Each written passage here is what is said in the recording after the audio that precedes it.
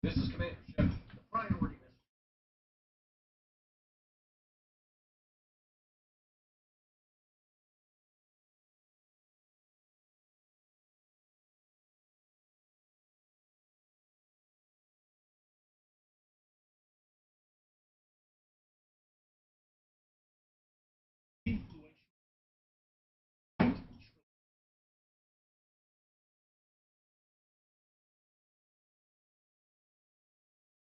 mission.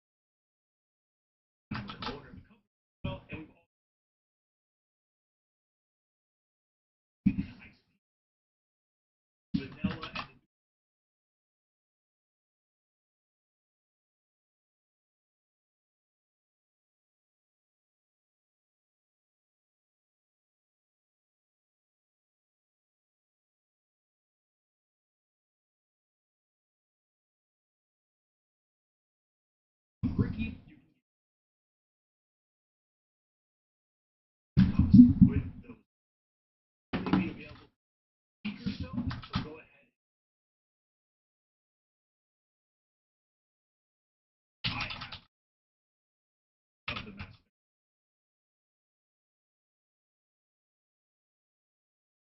This channel and the work that I do. Enjoy the master. Before the expert, before command.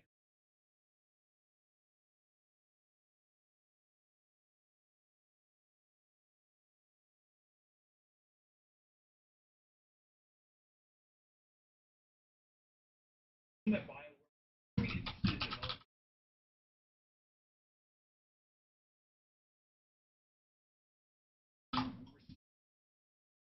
is especially true since around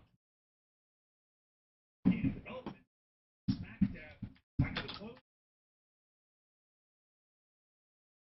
was not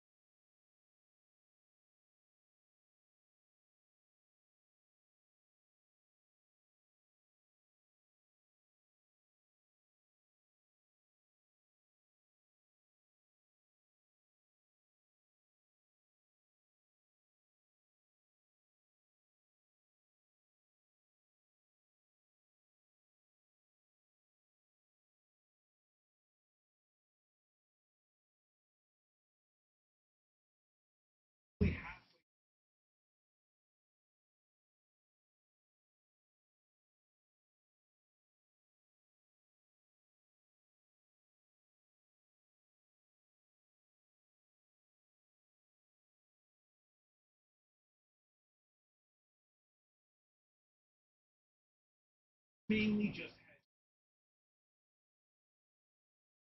so many game style of can have their and it is like it won't affect gameplay, but it does.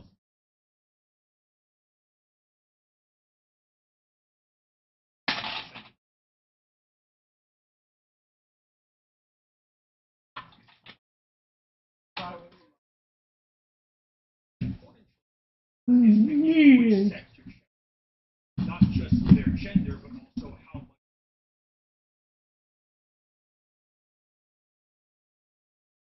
appearance, but also choices. Genuine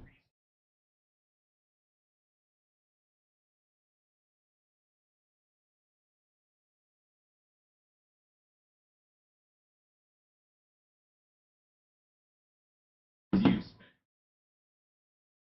alone. They say you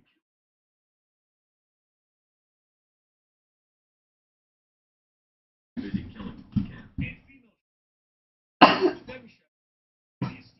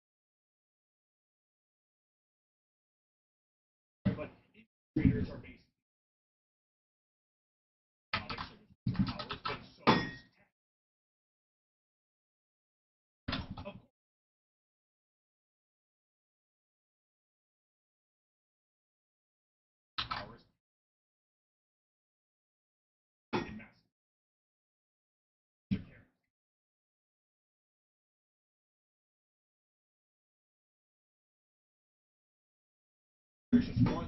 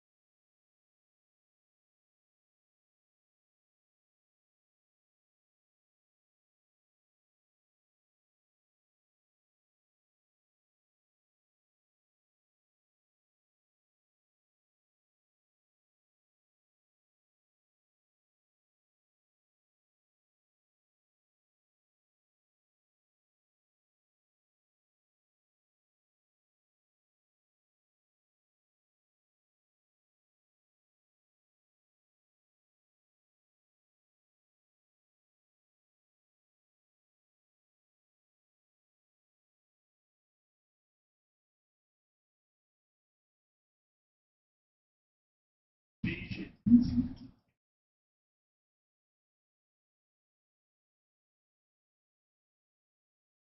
Almost identical.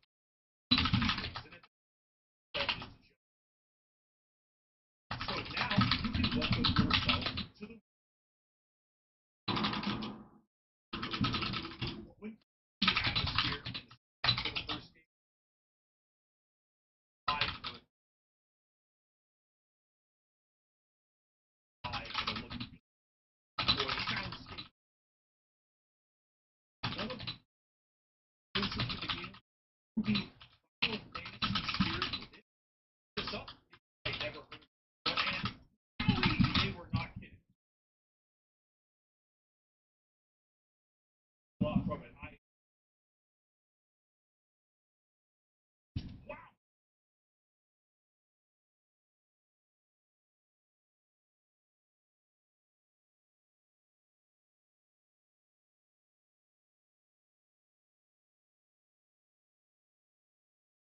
Creation has no style.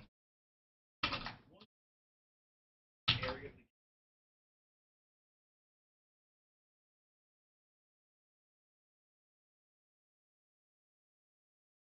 game related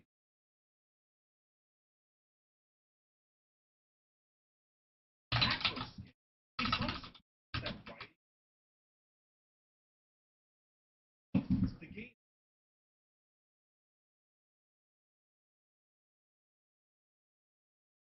the codex gameplay of RPG and a animation before.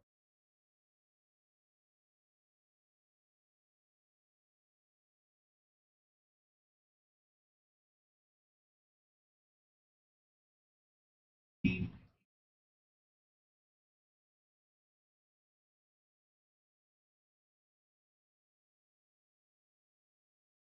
using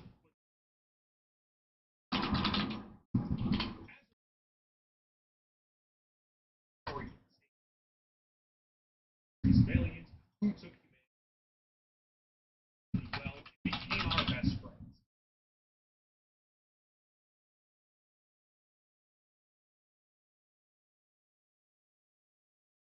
Humanity's introduction to the variety of in the galaxy.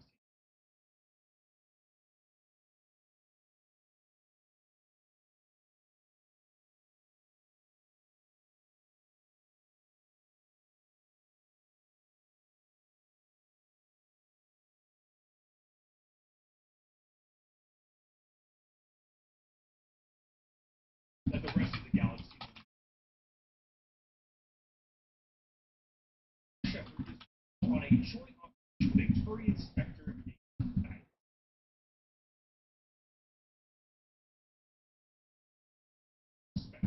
an operative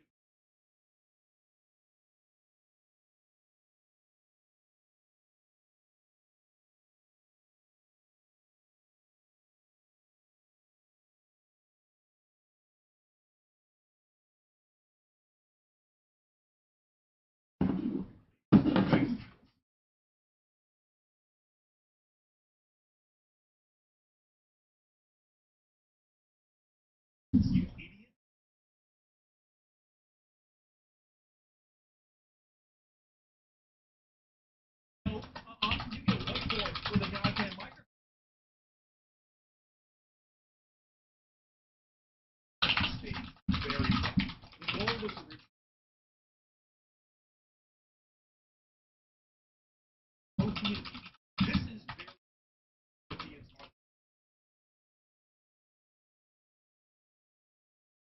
So doing this would be proving humans.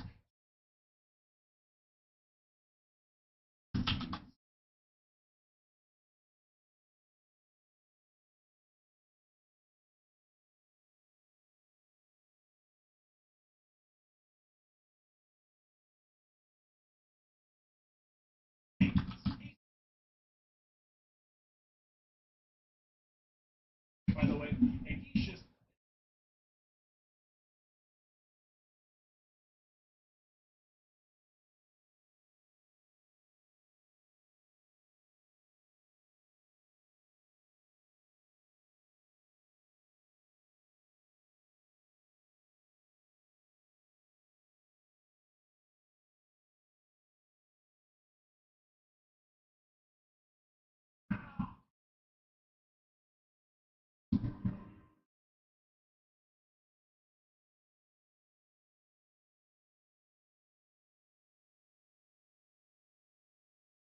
and unless I'm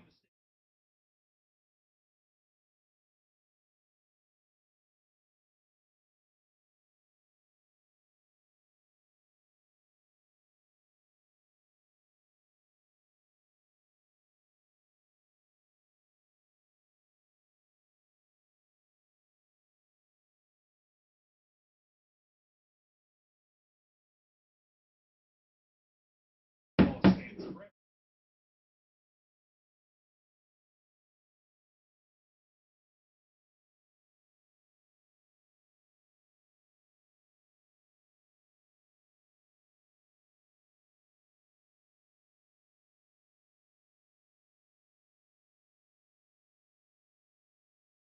But then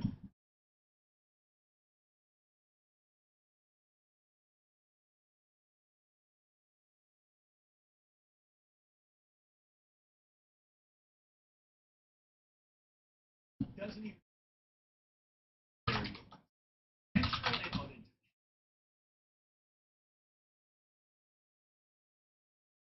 You head off to like strange AI race of alien.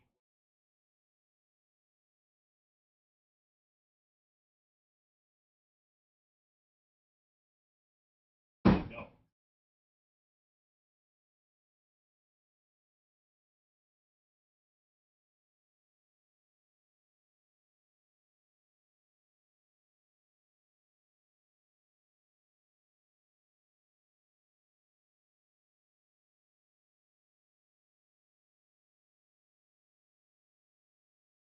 All right, shotgun. In the first game, and instead they go by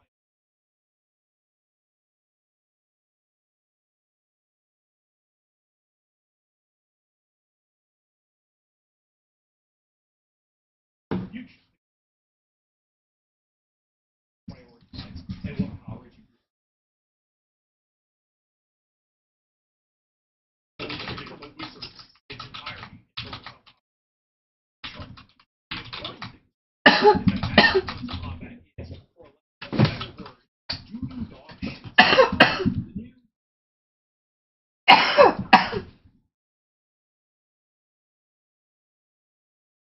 The new one of the best trilogies ever. Serviceable. It's like dog.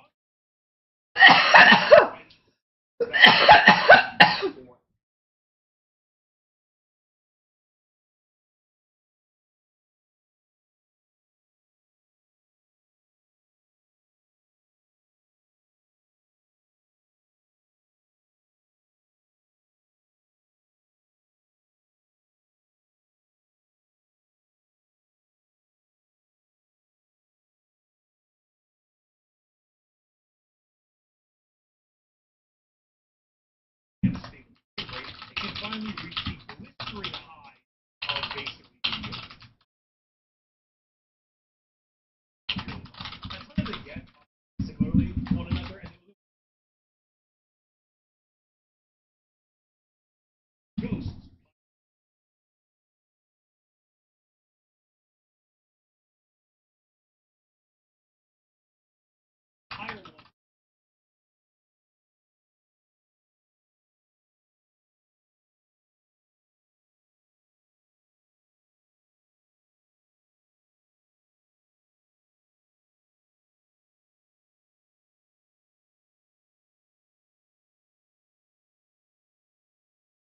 Boys Valdez.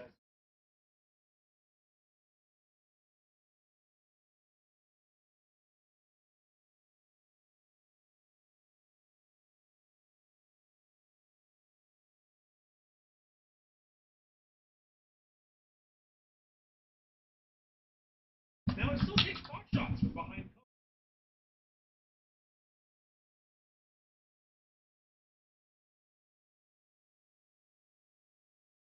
How illegal. The game doesn't.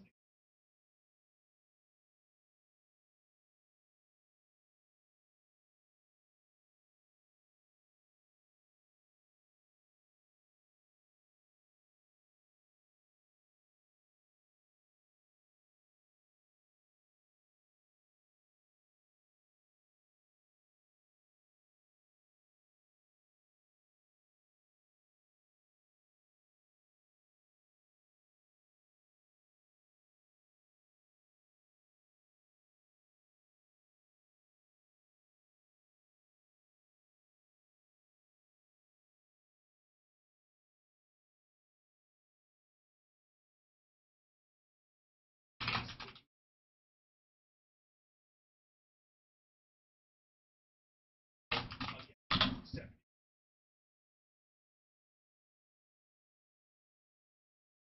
In the absolute. Again, Starship.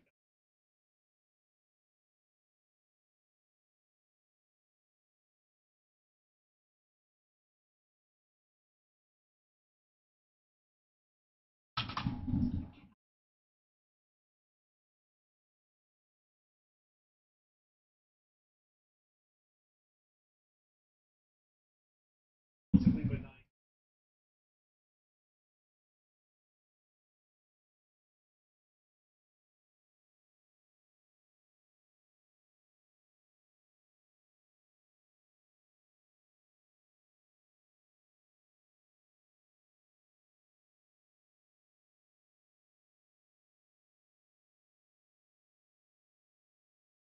So anyway.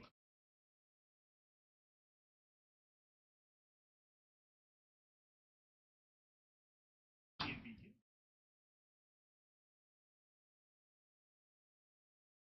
Which gives them then it explodes. You get introduction. Fight that squad mate.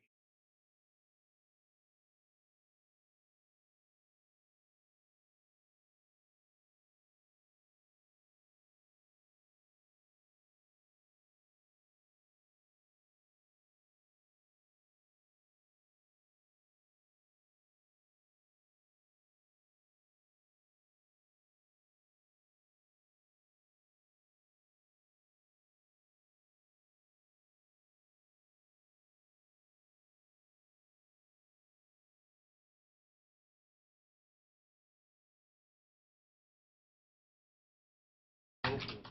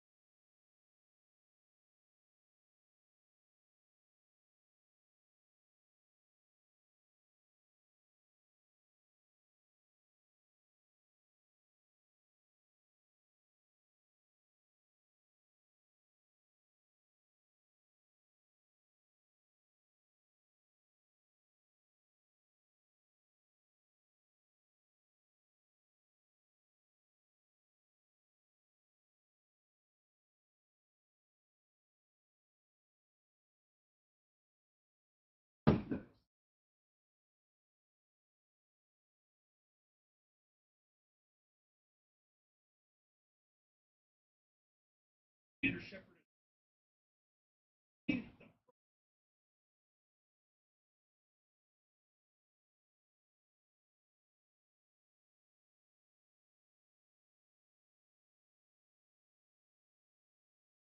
stop whatever.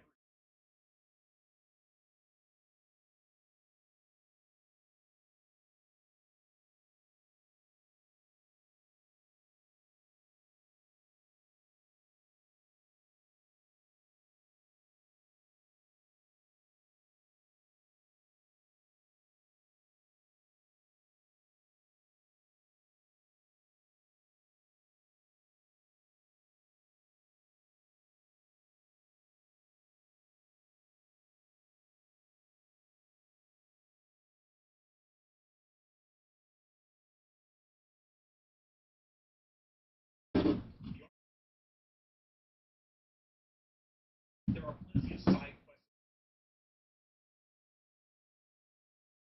you can land on.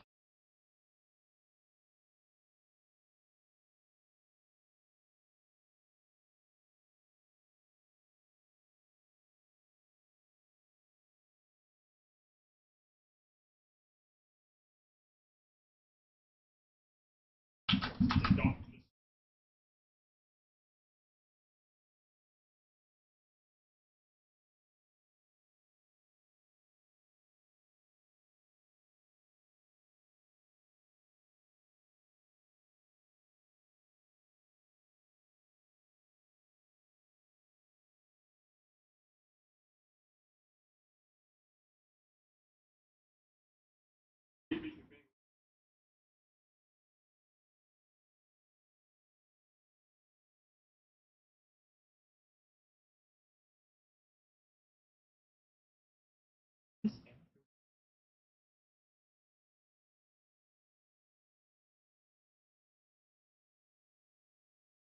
What you want to do,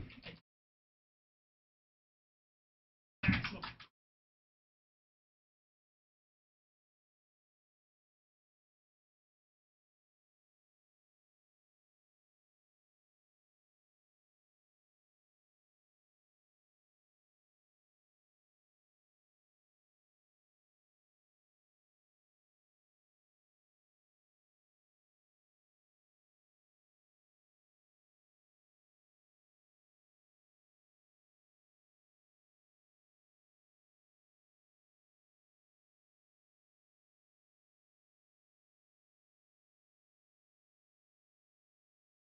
power related.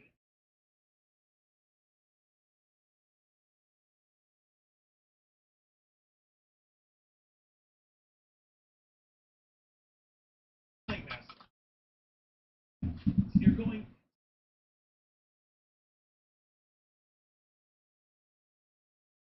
planet.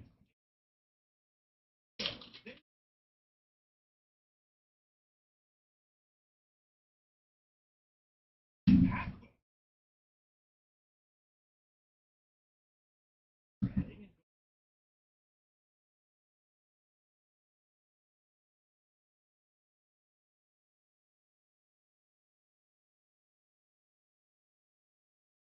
and trading saliva with the specific God.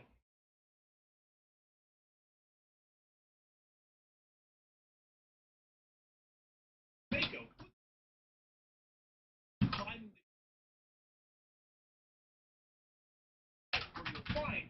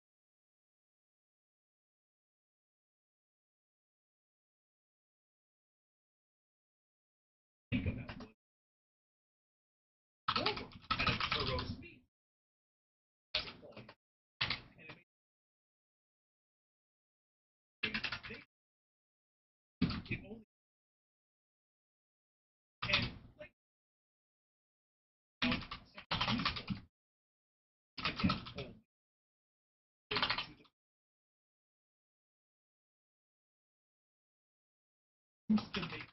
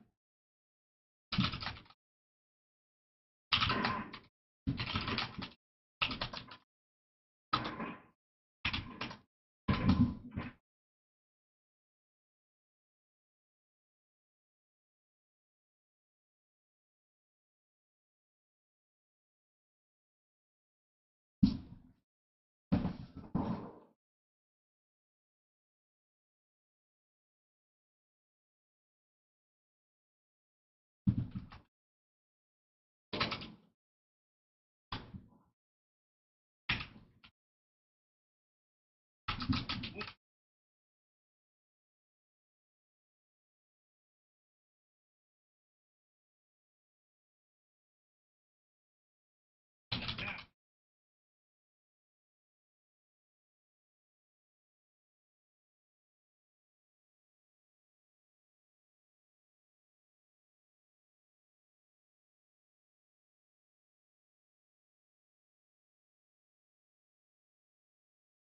There's a humor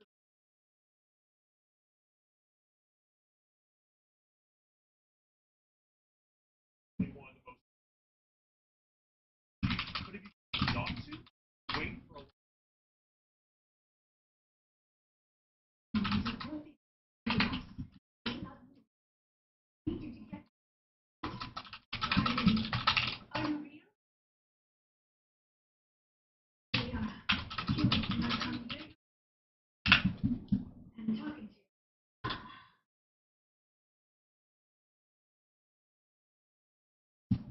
We're here to save you, Saria.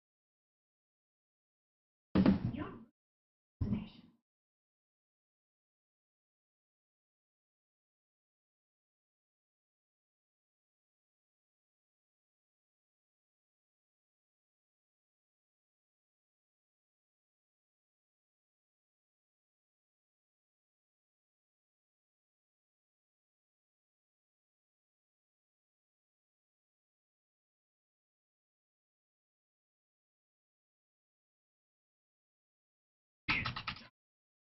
we return to the Normandy, they are in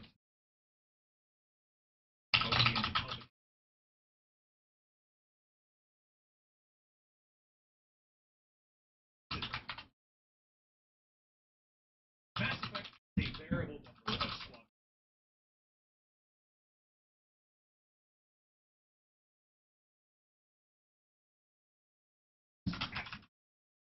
Are stopping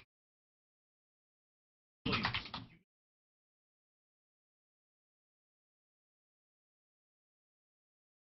Historian Francis won the class.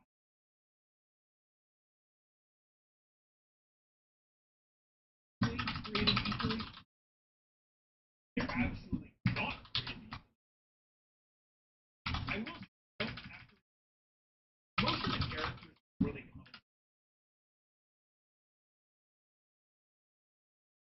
and grow along with the series. Mass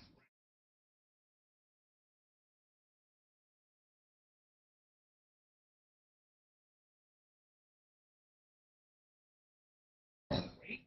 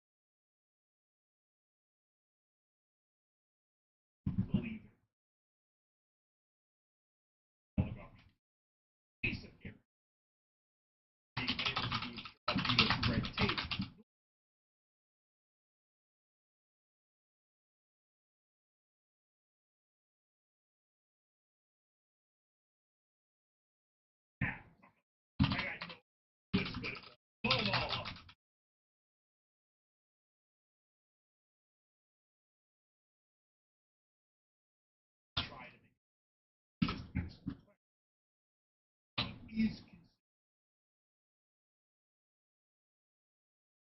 spoilers.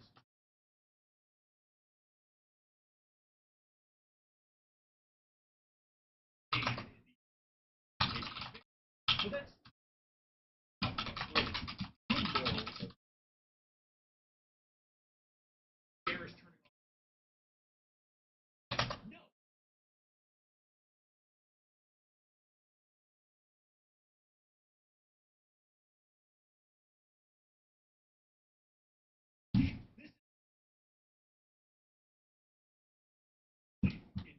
This is going back to the Garrus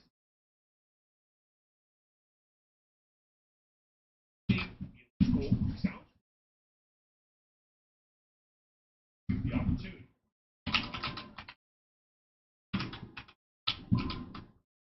Overall, Garrus thumbs up on the opposite end of the spectrum. Hostile. Shepard What is the fucking point of character? and serves more as a shepherd to the history. Krogans are very influenced by Klingons that are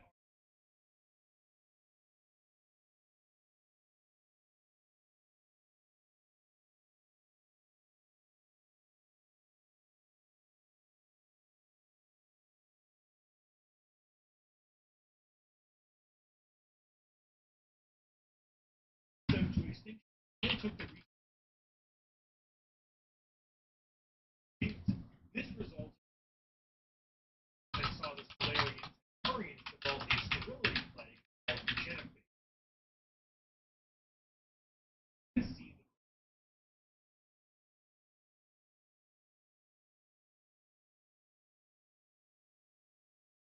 the people of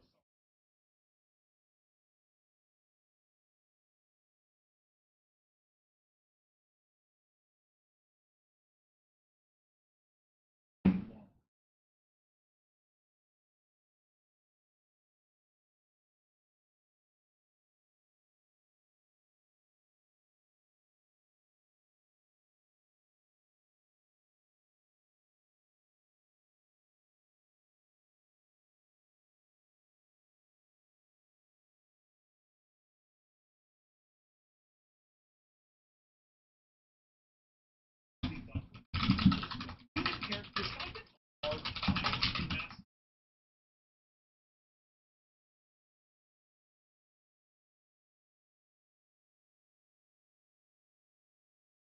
their race.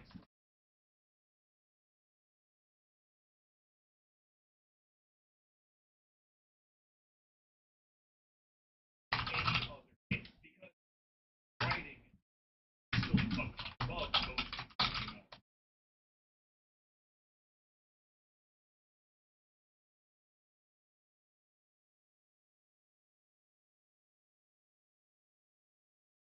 He's rather soft spoken.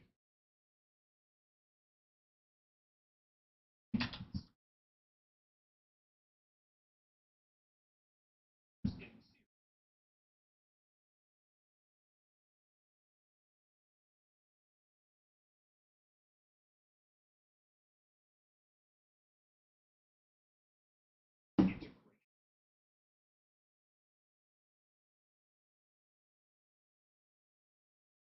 Going so far to actually and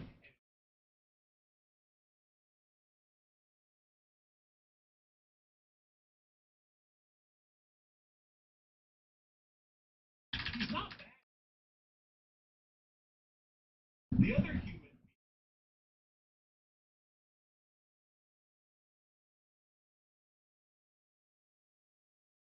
and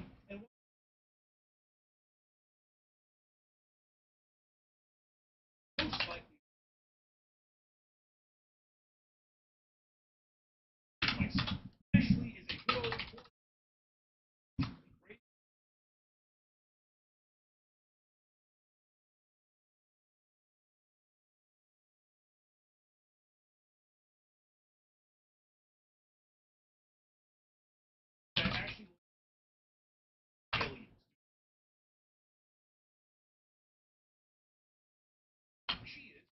want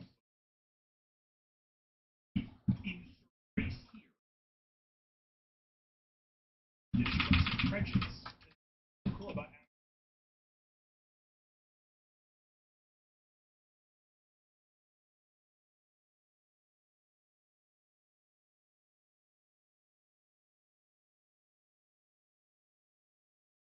that's unfortunately not.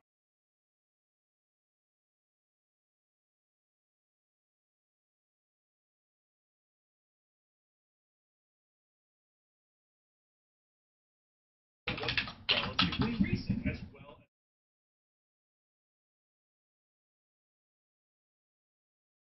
as the character turns off. You teach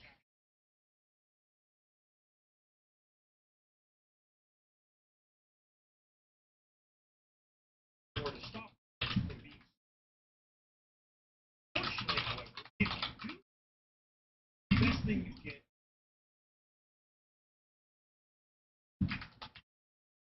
is same more. The biggest problem is that you're going against even losing to sad oil. Shame. About the version doesn't like prejudice and church.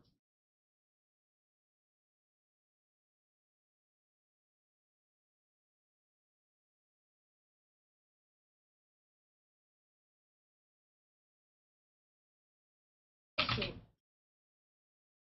follow the input dialogue on the release, where she would walk around the citadel and say, I can't stay more often than good thing. There's an interview with the voice actress, and so actually it's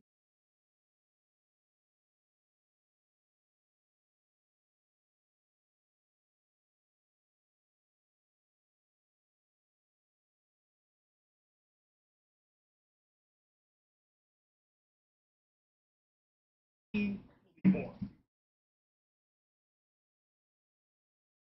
The same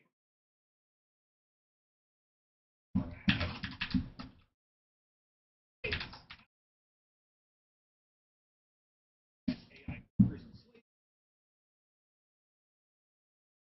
They have lived as a heat-based species. They have lived species on hundreds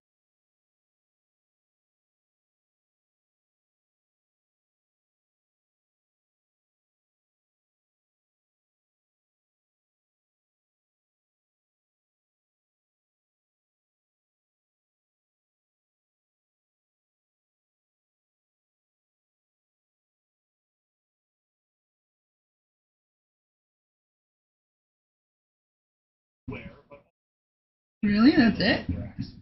Only time span The fail? same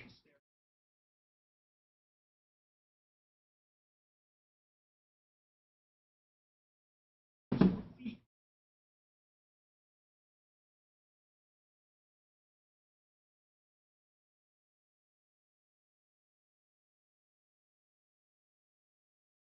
Much.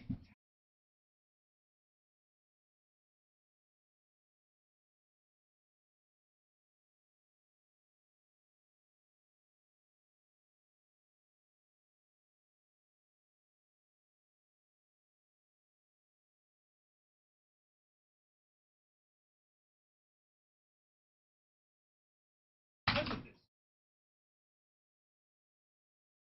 and excitement.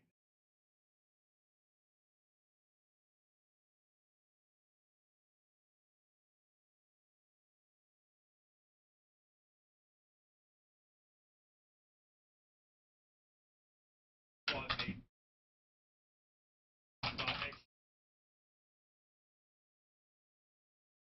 thing going on. But with that being said, the R is we. Usually spend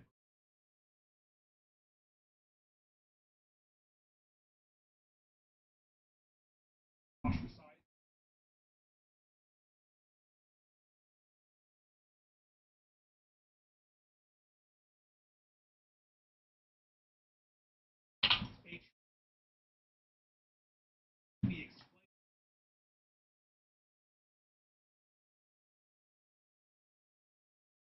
alien.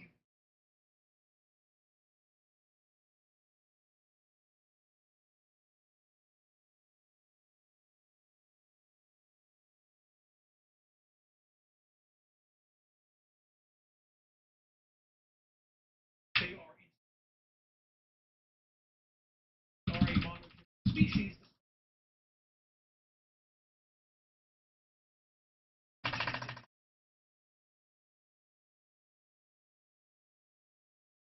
But the Schooner fantasy Schooner base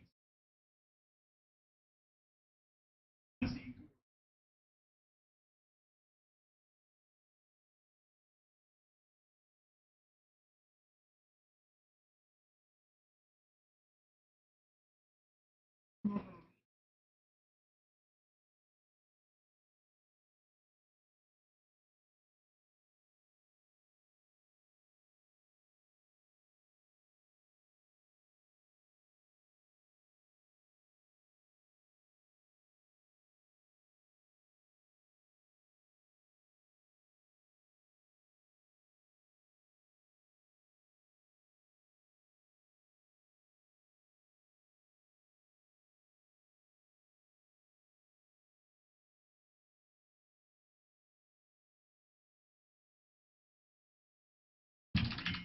big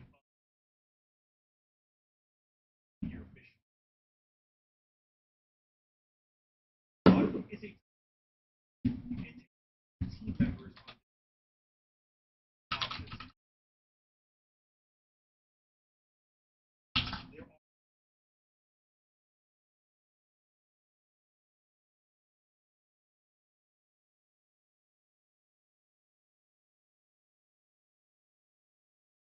where you go to make sure the net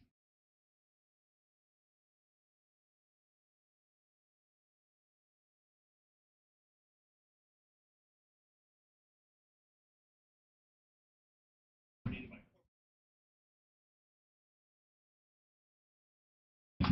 I can bluff it pretty.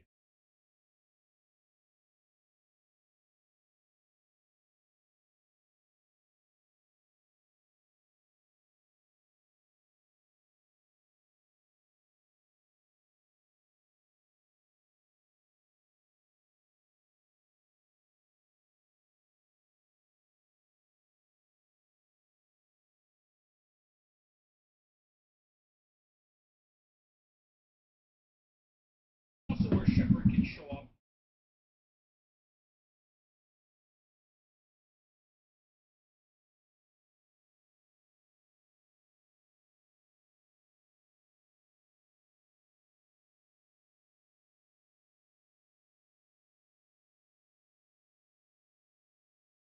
Taking a drop pass to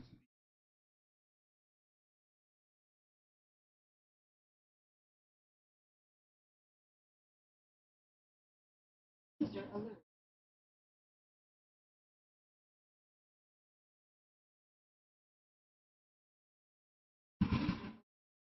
Reactor shut down.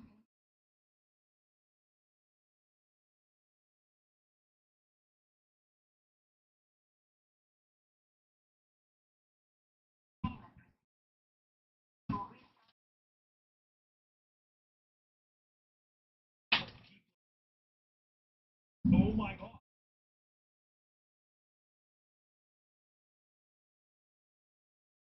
One.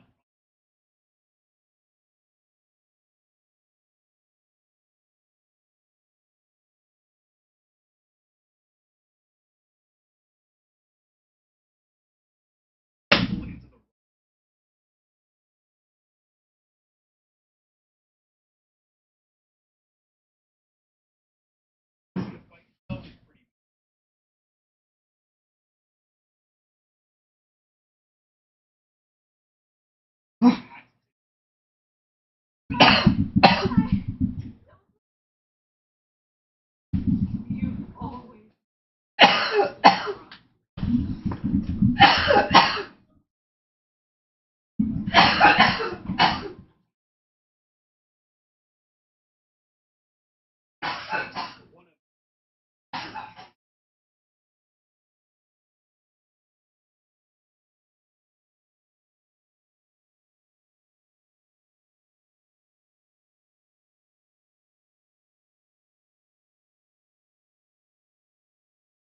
crazy in general. When you consider it,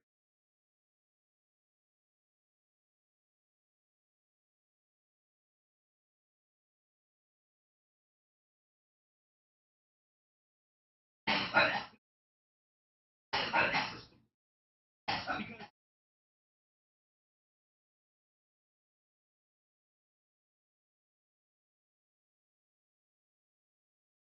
because all racing job well. But you have to put the kind answer on one spot on the top, and the mean answer on one spot off the bottom, and that's just not good. There's multiple grades from every grade. Songs about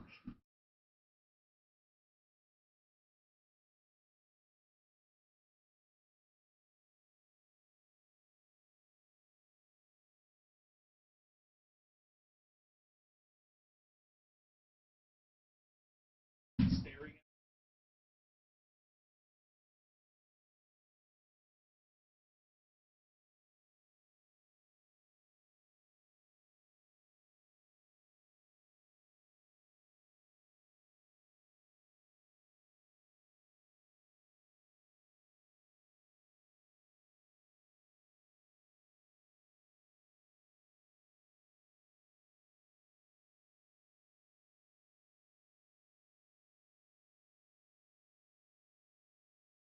at. It's just not that complicated. Basically, you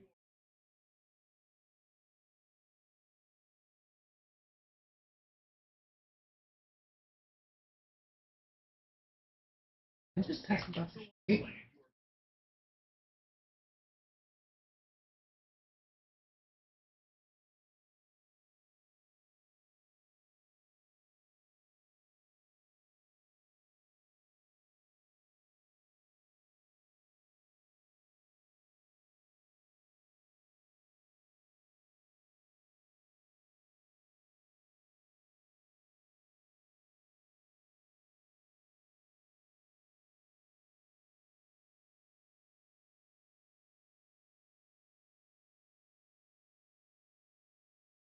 overlords.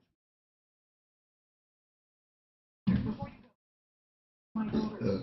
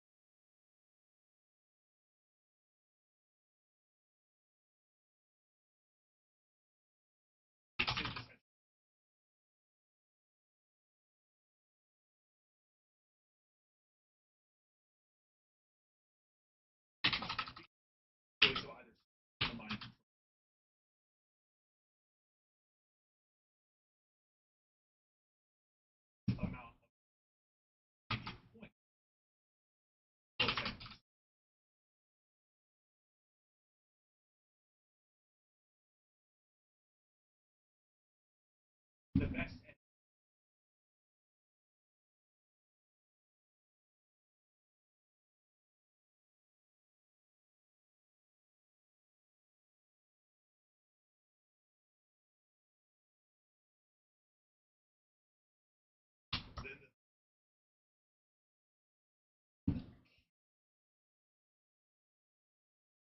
huge drugs to make all that. Again, a billion.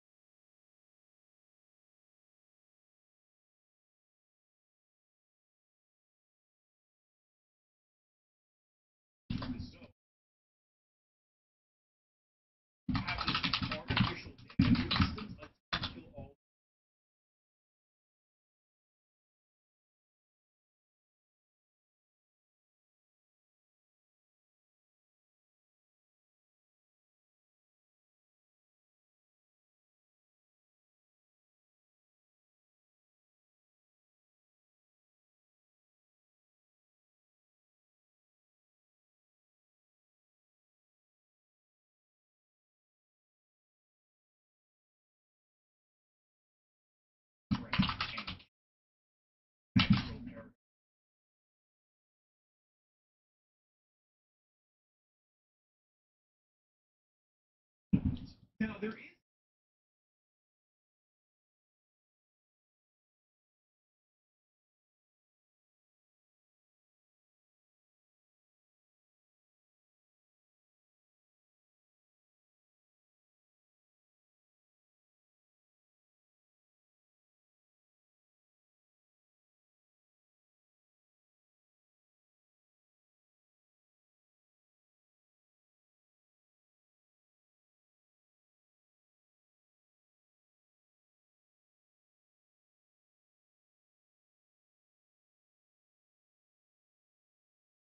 council out there or you can hang up on them. Commander.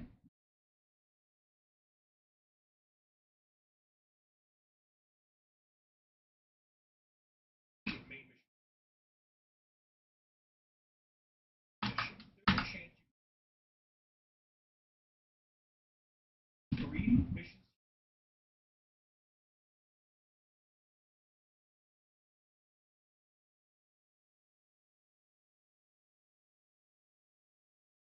There is a matter of about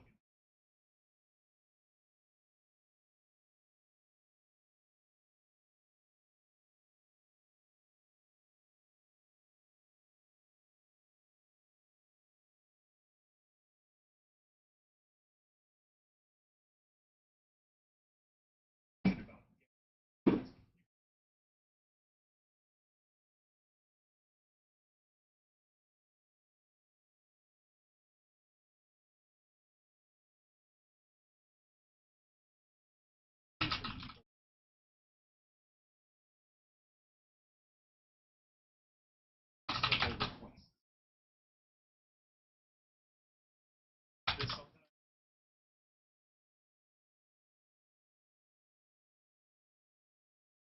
and that's hard. Now, treat is bad.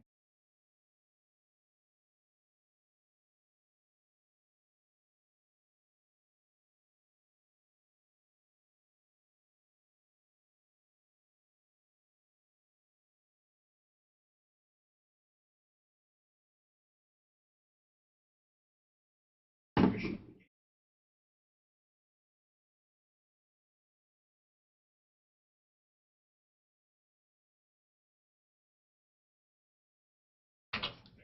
Definitely suited for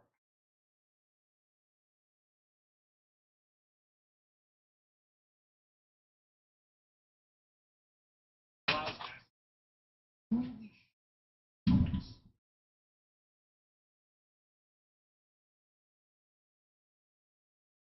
Once Vermont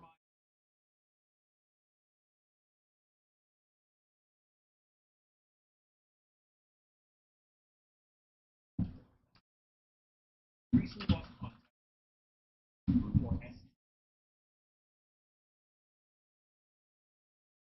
to go out.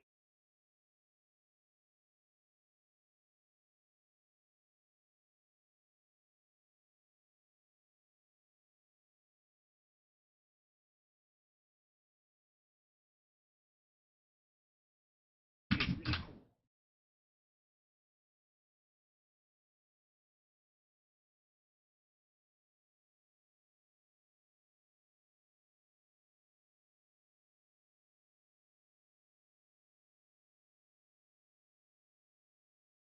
During the COVID infection is I mean most but it does mean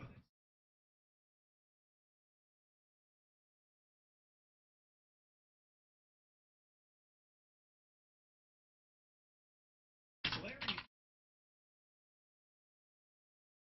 integration to begin with, and they don't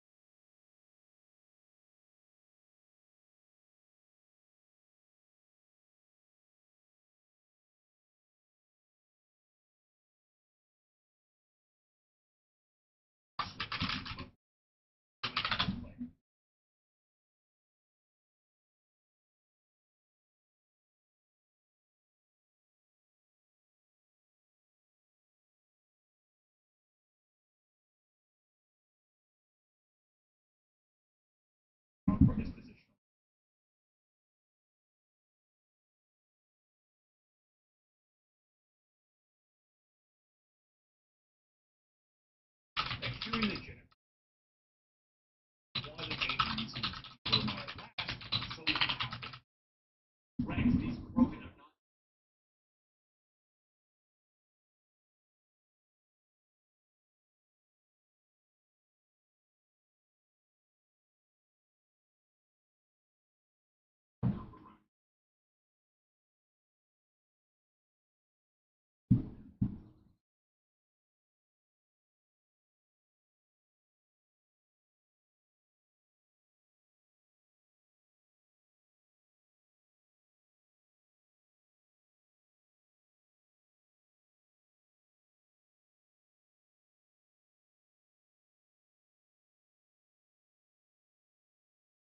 not good.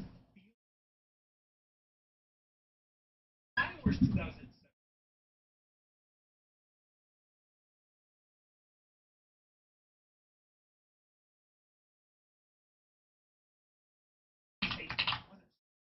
Interaction and on first for guaranteed lifetime.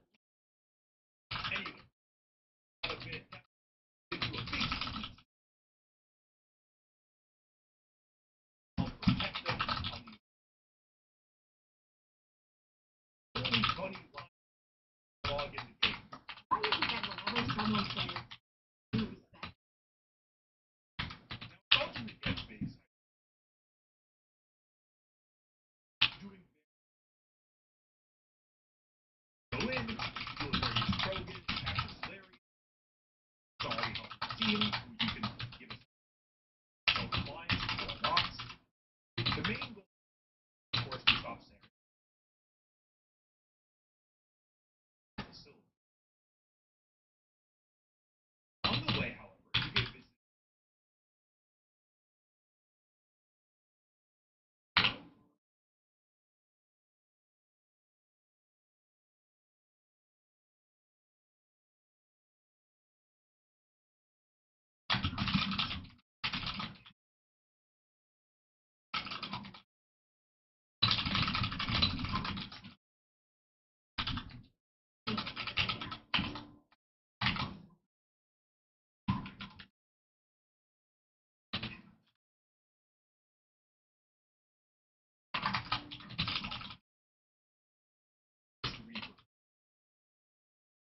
Encounter for the agents and holds up almost.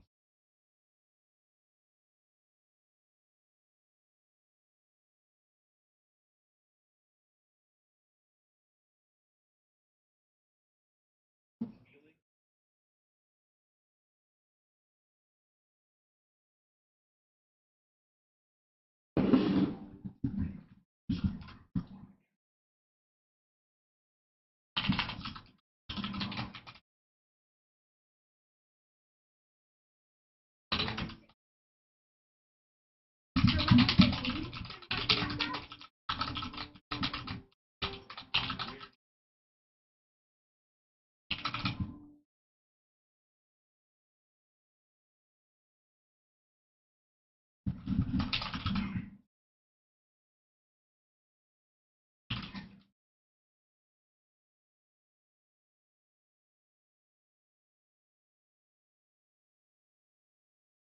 I said a few times missions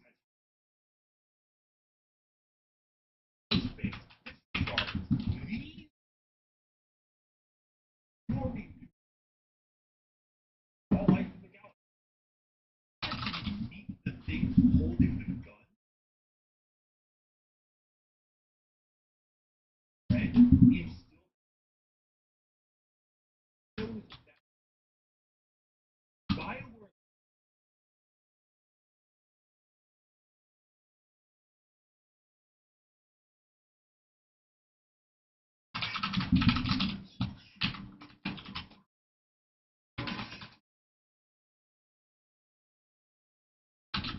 now with a taking time pulling it back around and so arm that bomb and get out. Send you arm the bomb and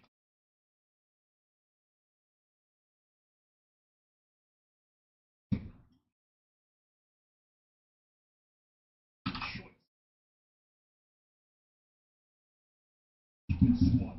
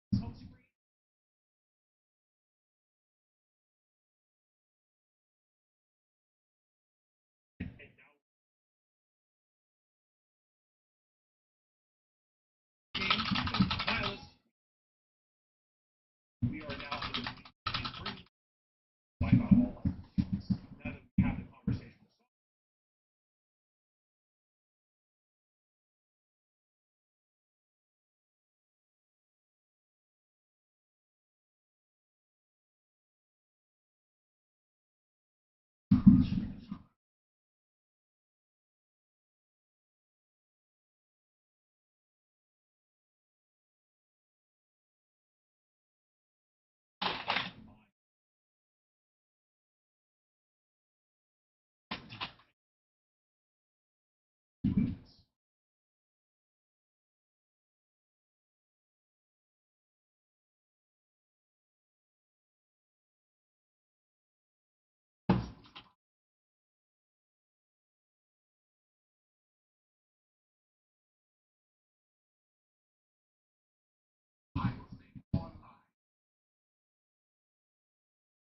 Twirling villains.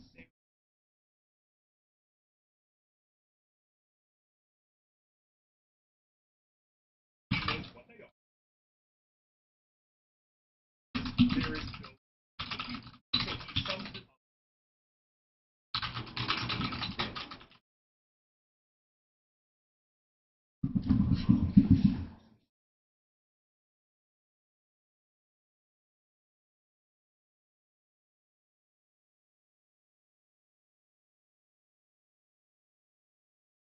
Clearly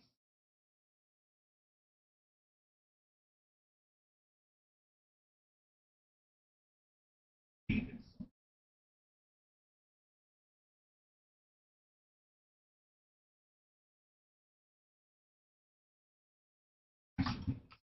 Like, Bob Simon's narrative is pretty pathetic. I still love the things about it.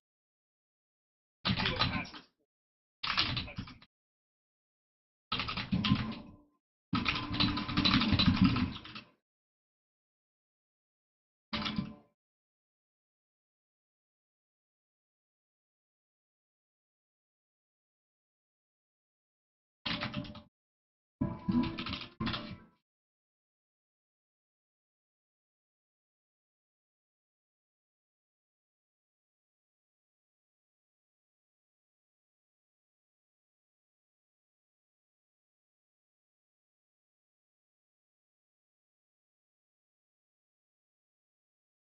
Of course,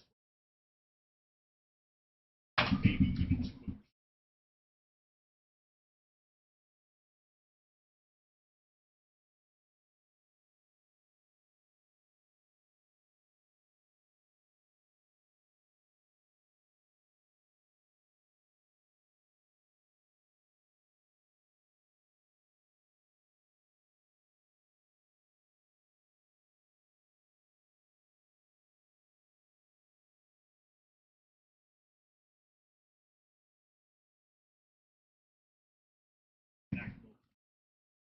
Unable to get Aaron the moment.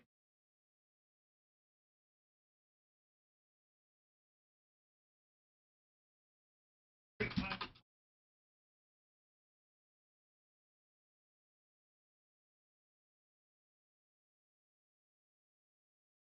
spend much time discussing.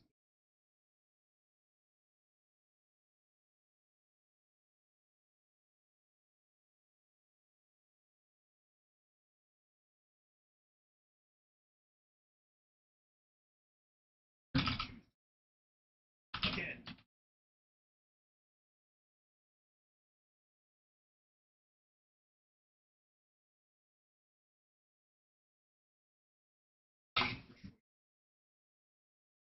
style.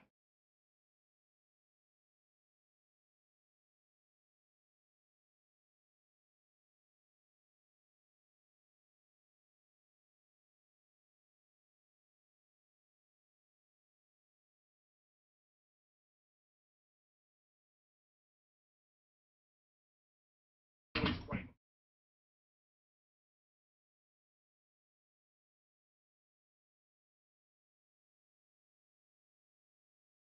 Because Keith David has so many horses in his story.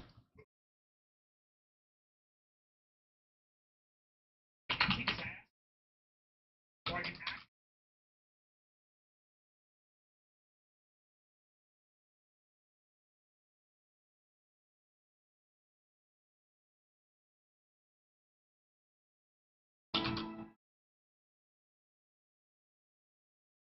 Sarah offers her belt thanks to your visions.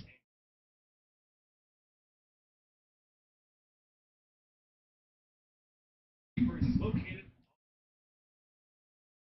with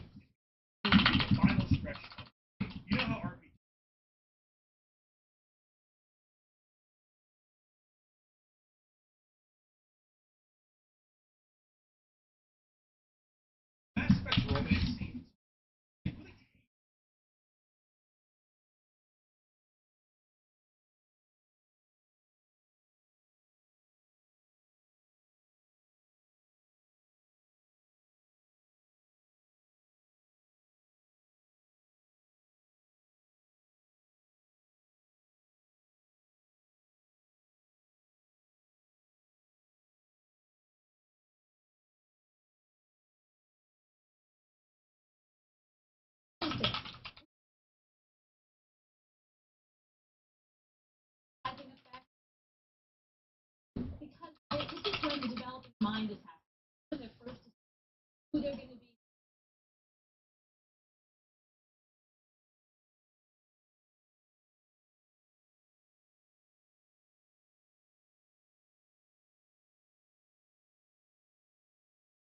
Mel Shepherd and we are.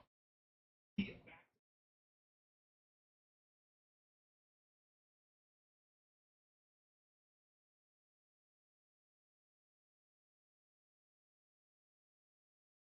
on the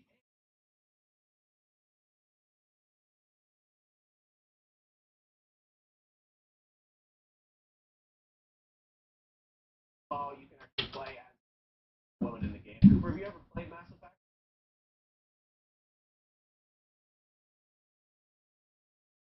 hours and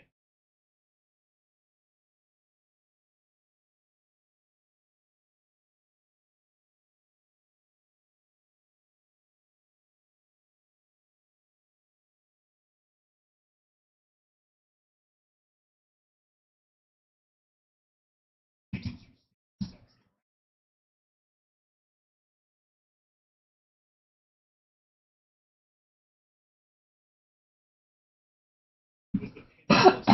And it turns out Smut is a lot better when you actually like society. Since the Mass Effect are pretty good actually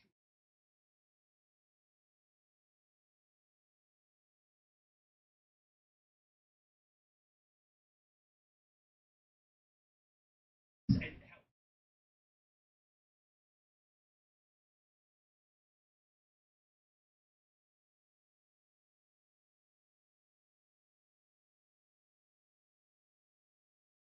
Seven lanes. Head to Ilos and Mako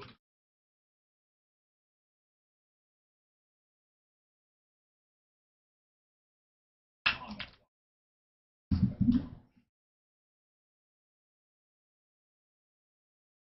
It should have been lost on it.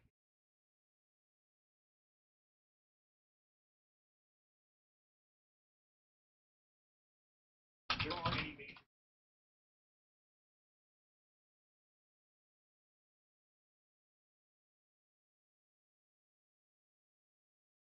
understand. How the cycle progress through Ilos to drive the Mako to the underground.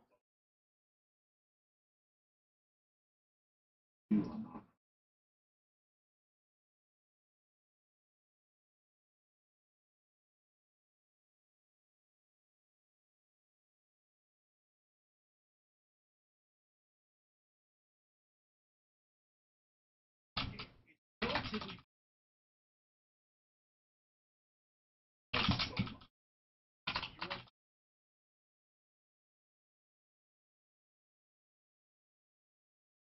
The music has become iconic. Make sure while they keep what you want.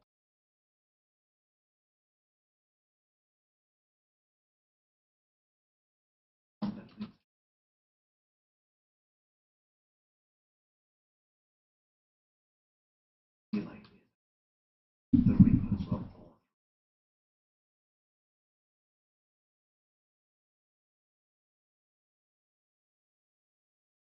Citadel was an inactive mass. The greatest secrets of the Citadel hidden. Species are seemingly banal and organic.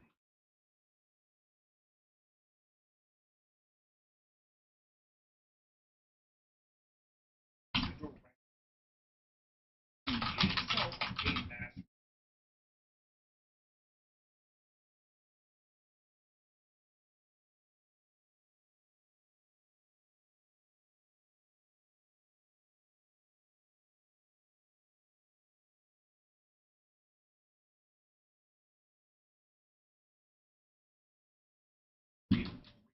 Well, mechanical and one fell swoop. That was our fate. All leaders went in before we even realized we were under.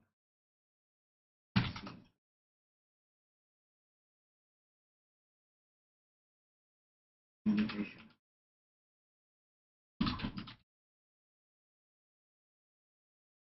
The others. Easy prey. thing is I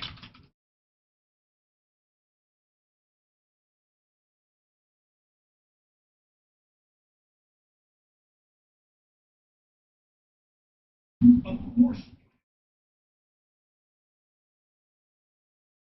knowing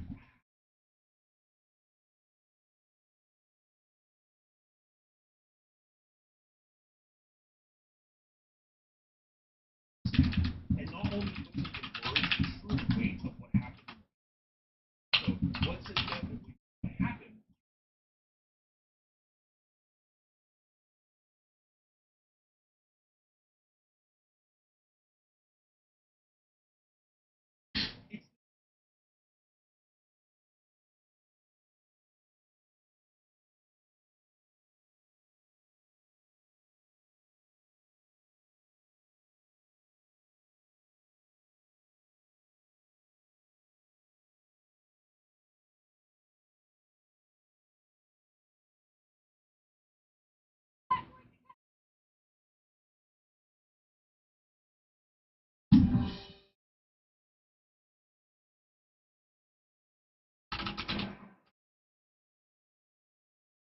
It's to make stop staring. That mini mass there, head onto the center. Holy shit! The tiny little mass freeland the whole time. Leora!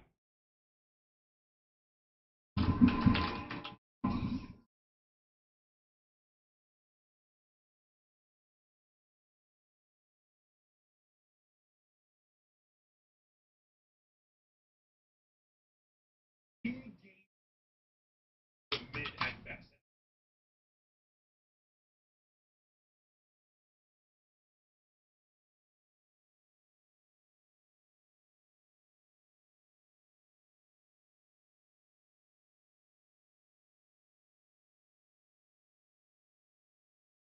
Completely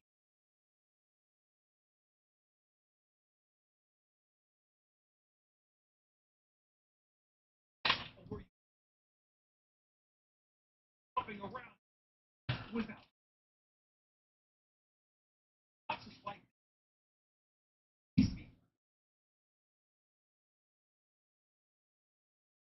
He right though.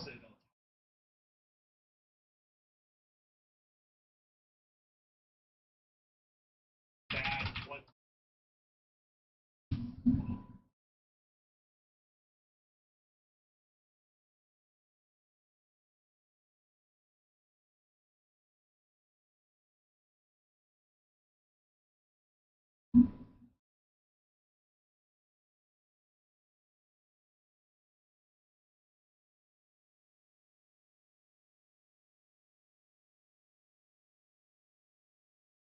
There is the normal in which you talk.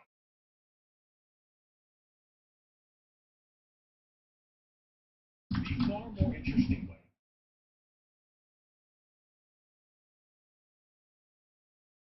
Not already.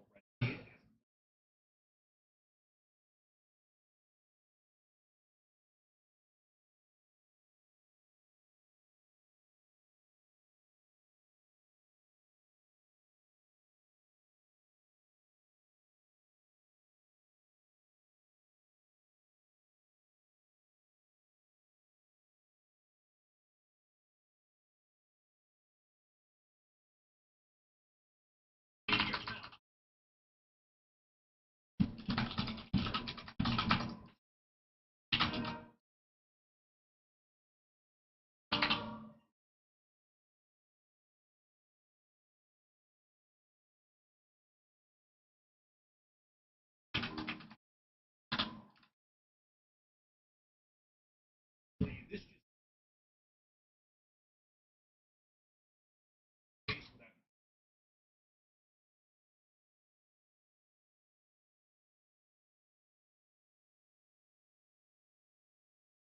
So and having this narrative flow of Sarah realizing you are the only has you that for the citadel.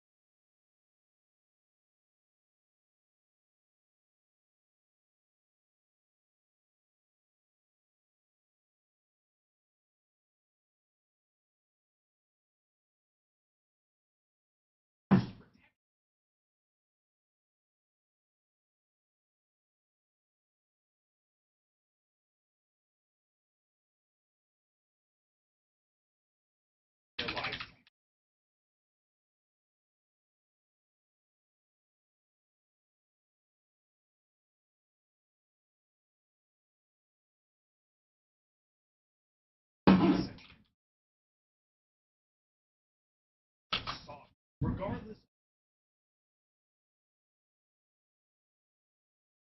of decision. Of course, it wasn't a bad idea.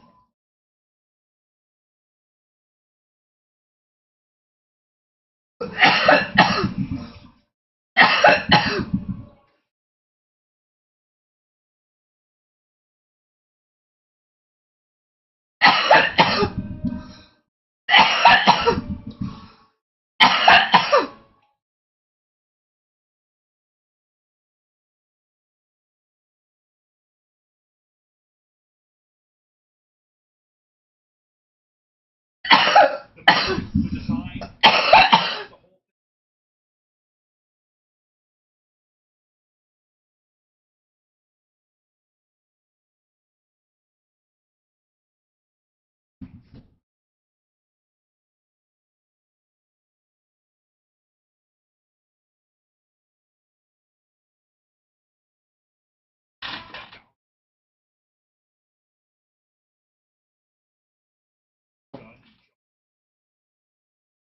alley.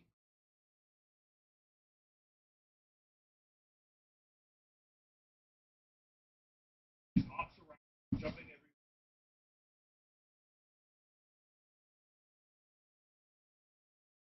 Who else has a hard time?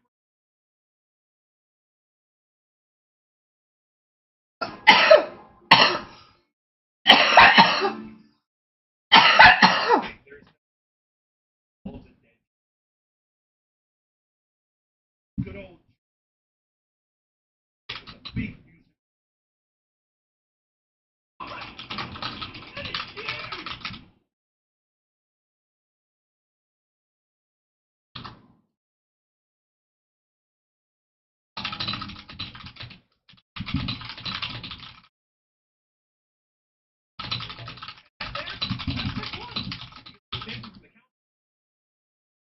No, and thanks to your heroism,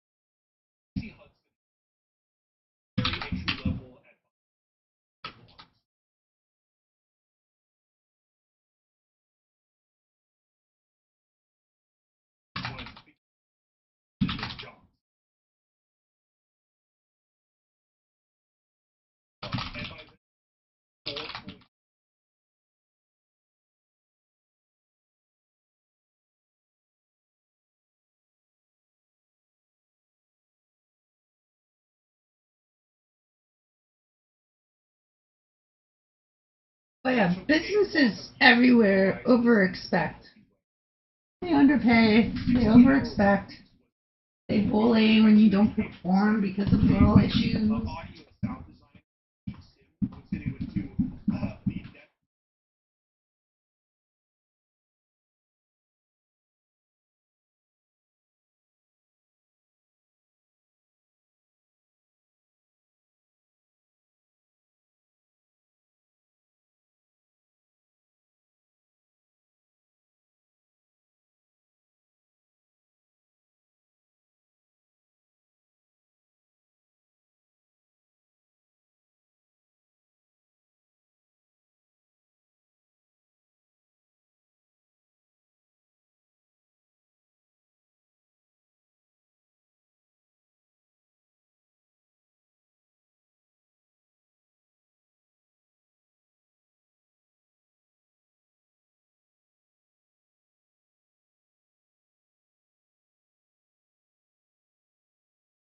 Lit at times while playing. Amazing and assume that the melee moments while the rest of the game is building. The moments of all of the important part BioWare was always intravenous station and bring down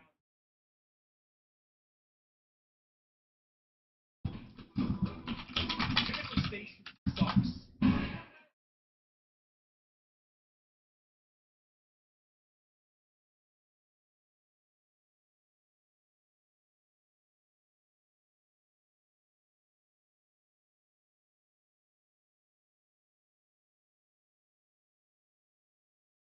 Was to stop the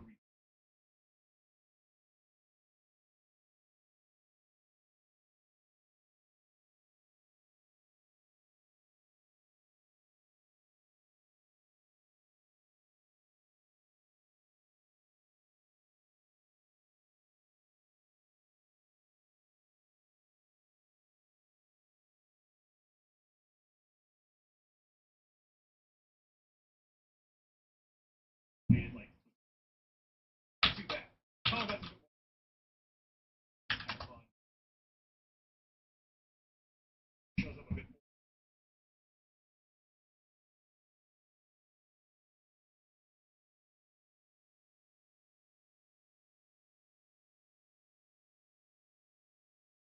But I get away.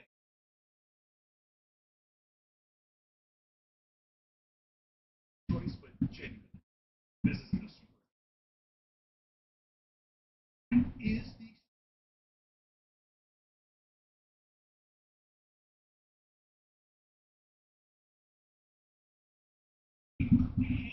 He'd be someone. really good. It's held up by charm, but still.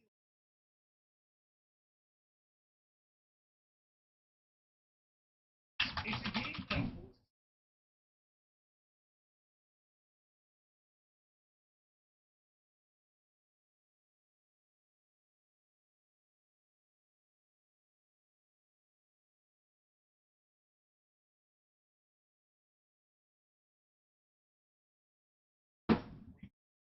a lot that game. We ran it back EA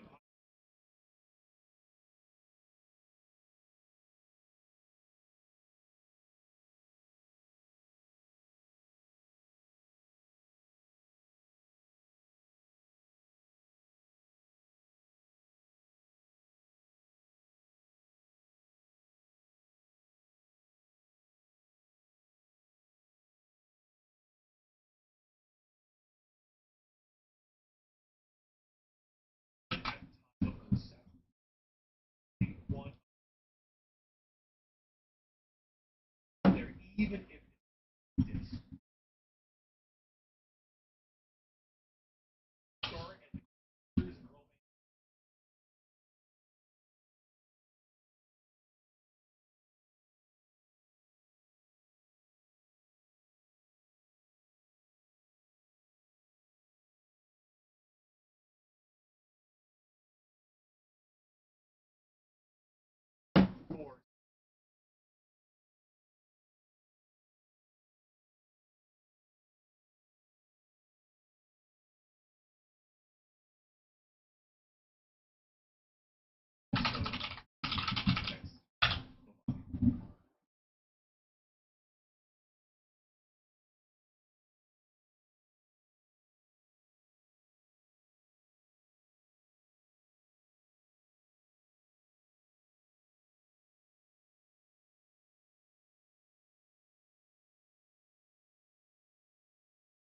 a long time ago, like an office building. Get away with using the opening theme without fear of consequence. I feel like this is out better. Anyways, Knights of the Old Republic, and people clap about it. Applause. Everyone's cheering. Immediately after, hey guys, how about more of that? And BioWare said, nah, you're not giving us enough. I'm gonna go make Jade Empire. Then you go ask them. They make neat games working with short time windows. Sounds like I'm being sarcastic, but this is pretty much what happened. Imagine this happening nowadays, though. Hey, id Software, we want you to make another Doom game. We're gonna work on a new IP. Why don't you give us Arcane Studios? So Knights of the Old Republic 2 was born after a 14-month development. Something that Obsidian will forever make great games under a tight time crunch. Of course, this led to a lot of content being cut. This tradition. With the power of modding, the game can be restored to the way that it was meant to be. Then you're pretty much hooped. In comes in. This Avalon decides that story elements in Knights of the Old Republic are. He sets out to make his own story, trying to make it a lot more realistic in his eyes. We're talking a night cycle. We're talking a fully integrated weather system. We're talking over 1,000 NPCs who have their own schedules and react differently to the styles that you can wear. This is meant to be. The time frame meant that KOTOR 2 had to be put out a lot earlier than was expected. Big Get instead was the second game in the Old Republic saga, which understandably polarized fans one way or the other as the original games is the better entry, but most of them seem to say that it is. Personally, I have never played the second game until this, so this is going to be an interesting experience after I criticized a lot of the first game's finer points. To lend a tiny amount of structure to this video, I'll note here that this is something where I dissect every tiny detail and break down the video into parts, like how long it is. I'll more or less be sticking to my normal formula where I play through the game as it's presented and point out what I enjoy and what I think could have been done. I did download the content restoration mod that many people have recommended that I use. Graphical mods which I'll list in the description of the video. Finally, I want to note a couple of things ahead of time. One, there's going to be an Audible sponsor partway through this thing. Try not to be alarmed. Two, I got a limited time thing for this video if you feel it. I don't know why. For Binding Flags and Binding Flags only, you explicitly insist on doing that. I know I usually the end, but this thing's long as hell. Hold it together, buddy. Come on, power through those graphics. As with the first game, it is almost identical. I'm not going to get too much logistics since I covered most of how it works in my previous video, but I will say that I'm going to rock a Sentinel for this playthrough as opposed to the Guardian that I rolled with last. Basically, this means that instead of having stuff like Force Jump and a higher I'm going to have immunity to more control effects naturally in exchange for a relatively balanced HP and FP pool. Your gender actually plays a pretty sizable role in this game. Not only is one of your companions you can get different depending on if you're male or female, but your between your various party members. Additionally, there are some different plot elements depending on your gender. Canonically, a light-side female is the correct choice here. But personally, I'm going to choose a male for this run and cover the story from that perspective. I'm not entirely feel about these differences. There's a lot more replayability than the typical light-side run versus the guy being the balanced class. I figured that I'd stick with a pretty balanced on dexterity and intelligence. These two over the rest isn't as much about being useless as the others being more useful. The skill section, on the other hand, is about the same as last time, as are the feats. Last time I went immediately for dual wielding, which was a gigantic mistake.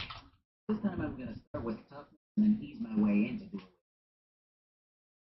I was going to actually go through every single skill that I picked, but yeah, you can kind of see what's going on here, I think. Immediate members Yeah, me where too. member has 5 fielder property.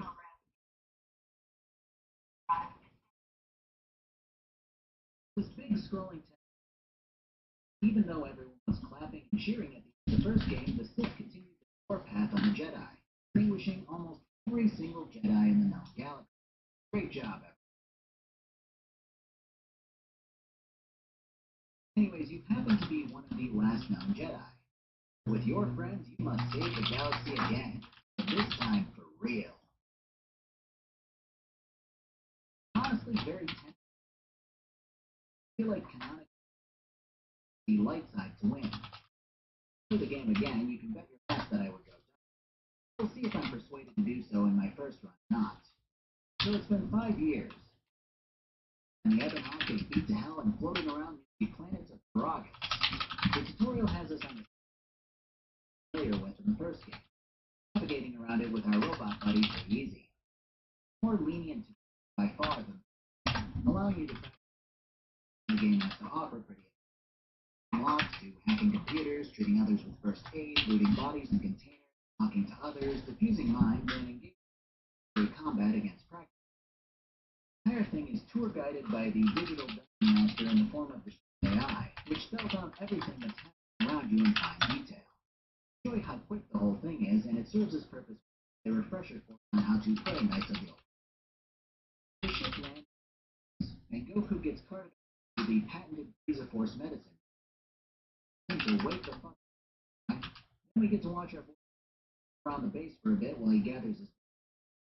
This is learning about a new mechanic exclusive to this game in which I can use my skills to create and break down mines, grenades, and med packs.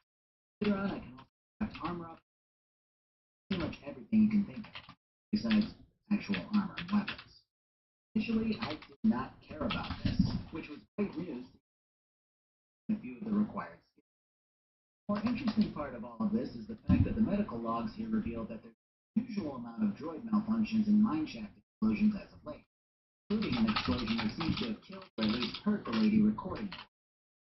The most interesting part here is that there were 5 people being treated in these tubes for explosion-related incidents, which was me.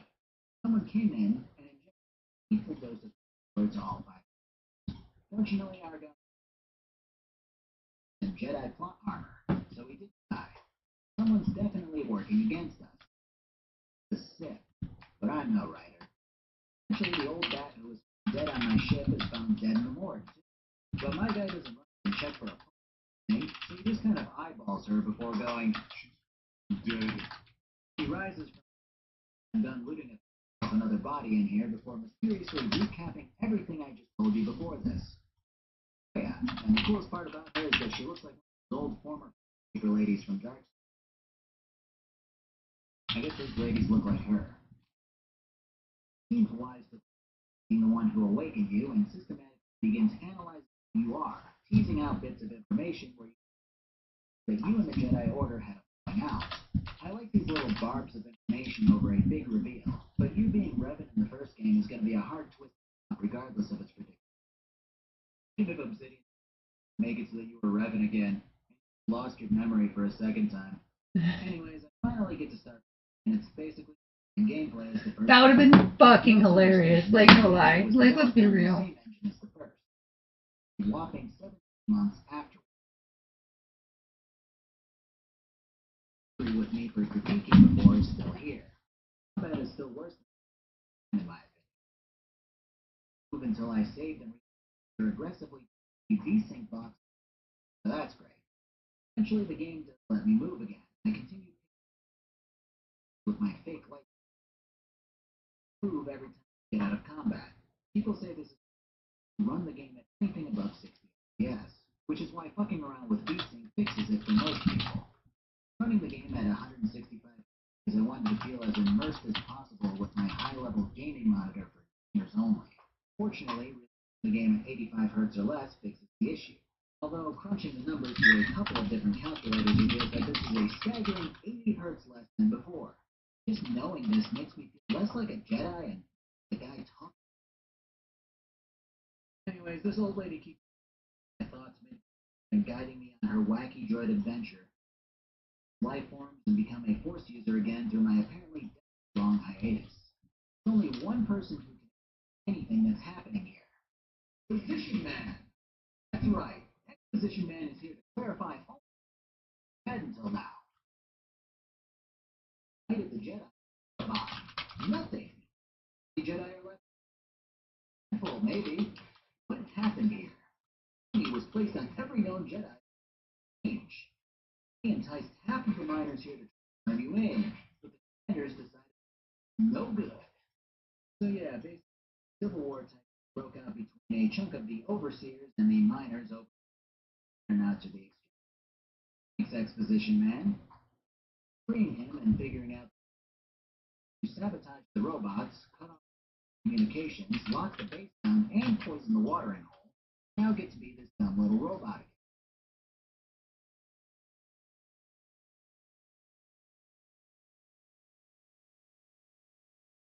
This whole section is boring, but at the end of it, we do get insight into how the Ebon Hawk was repaired by the droids here.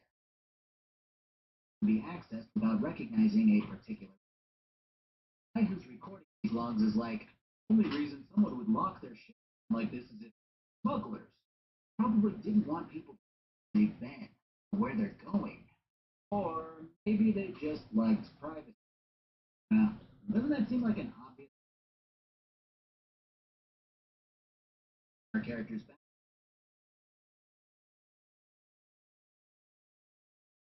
I'm gonna open the hatch and play on my main guy again. I really dislike this extended tutorial. The initial intrigue has almost completely worn off. Now my guy has to go to the mines to find more droids, which hopefully find a way off this rock, and it's just, I don't know. It's just more exciting island, but so far it seems like it's worse terror. So we run through the mines, open an exit, and we're greeted by position droid. Yeah, it's the same exact stuff we knew already, except with the addendum of how I got here. Apparently I was on board a larger vessel called the Harbinger, which subsequently suffered a catastrophic failure before the Ebon Hawk was discovered and brought on board, and suffered its own catastrophe landing here on Karagas. HK unit is obviously very alike to HK-47 from the first game in the way he speaks and how he copes with underlying and veiled threat. It means that we love him and that he's a great character. Though I do have to admit that his existence kind of takes away from HK-47's uniqueness in the first game. But on my mind is one of a kind. Also, he's the one who's been trying to kidnap me away since his bounty. More important here is that the HK unit basically told you were a Jedi, as he figured out from running your face through various databases. Actually served in the Mandalorian Wars a few years. That's a pretty staunch difference in the character reveal of these two games, if that's true. I really don't mind it either. Not everything needs to be a huge twist. Player might have been one. Am I overcomplicating this? I am Being an asshole might. The first game's very light side, the big reveal. It gives you a potential reason immediately to return to the dark side. Worth noting that when in the Mandalorian Wars, he was still fighting for the Jedi. So really, this story could go either way with my path to either purity or corruption. Eventually, we get to a stage where I can offer to try to save themselves in an area where the ventilation is currently spewing toxic fumes. I'm being a good boy because I like to be good in games. At least the first. An asshole the second time around, much more interesting because you know how things are supposed to go. The other side. After this, I figured the workbenches are a little more complex than I initially gave them credit for and started to realize the possibilities that they had. Workbenches are pretty goddamn great. Enjoy it as a mechanic. I end up upgrading a lot of stuff almost constantly whenever I can. I just don't know if it was in the best way at the beginning. Because at first I was like, man, I just keep grabbing these parts and components and all this stuff. After a while, I realized the sheer amount to use it for, which is awesome.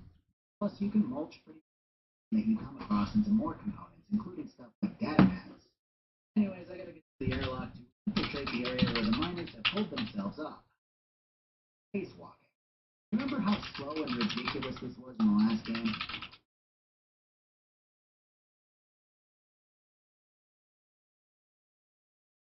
If this works, I'm gonna be so Well, mad. Obsidian, the exact same thing because this is what this is like now. I'm just giving 512 bytes. Random bytes. Hell yeah, that's much better. Ridiculous.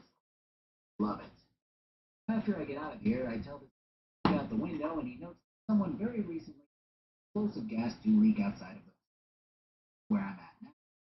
means that either someone we haven't met yet is working against me, or one of these three. I think I have a pretty good. Wait, we guess made it who to the it reference might kit? be. We made it through in But because 32. there isn't enough additional monkey in the mix, and the form of this ship apparently houses this guy.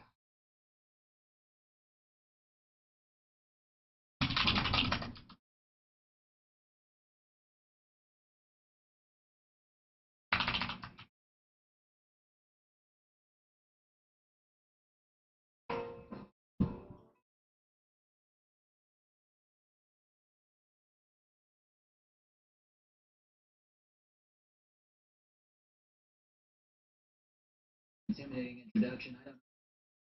Following cutscene, which is unnecessary. Minutes straight of looking at this new ship. Wait for so long that I waited to move it or something. Eventually, I do finally gain control of my character again.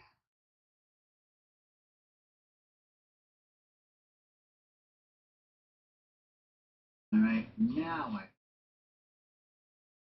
Weird. On through more droids, getting to a mine area where everyone's in gas. Here that we collect logs and meet my favorite character in the entire KOTOR franchise, and who gets cut off at Next to number.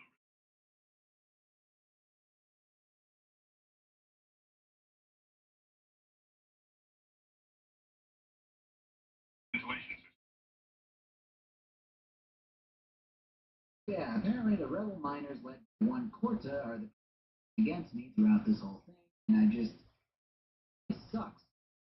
Is in particular, key miners leave little exactly what to look for, even if it makes no sense. Like the guy who was smuggling shit made a data pad telling anyone who found it to find his stash. Droids in almost every single room that aren't particularly fun to fight.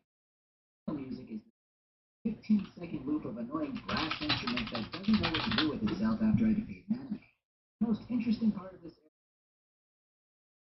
area didn't come out of his ship. Probably won't until we try to leave. Just, I have no interest because I haven't been given anything to do besides leave this place.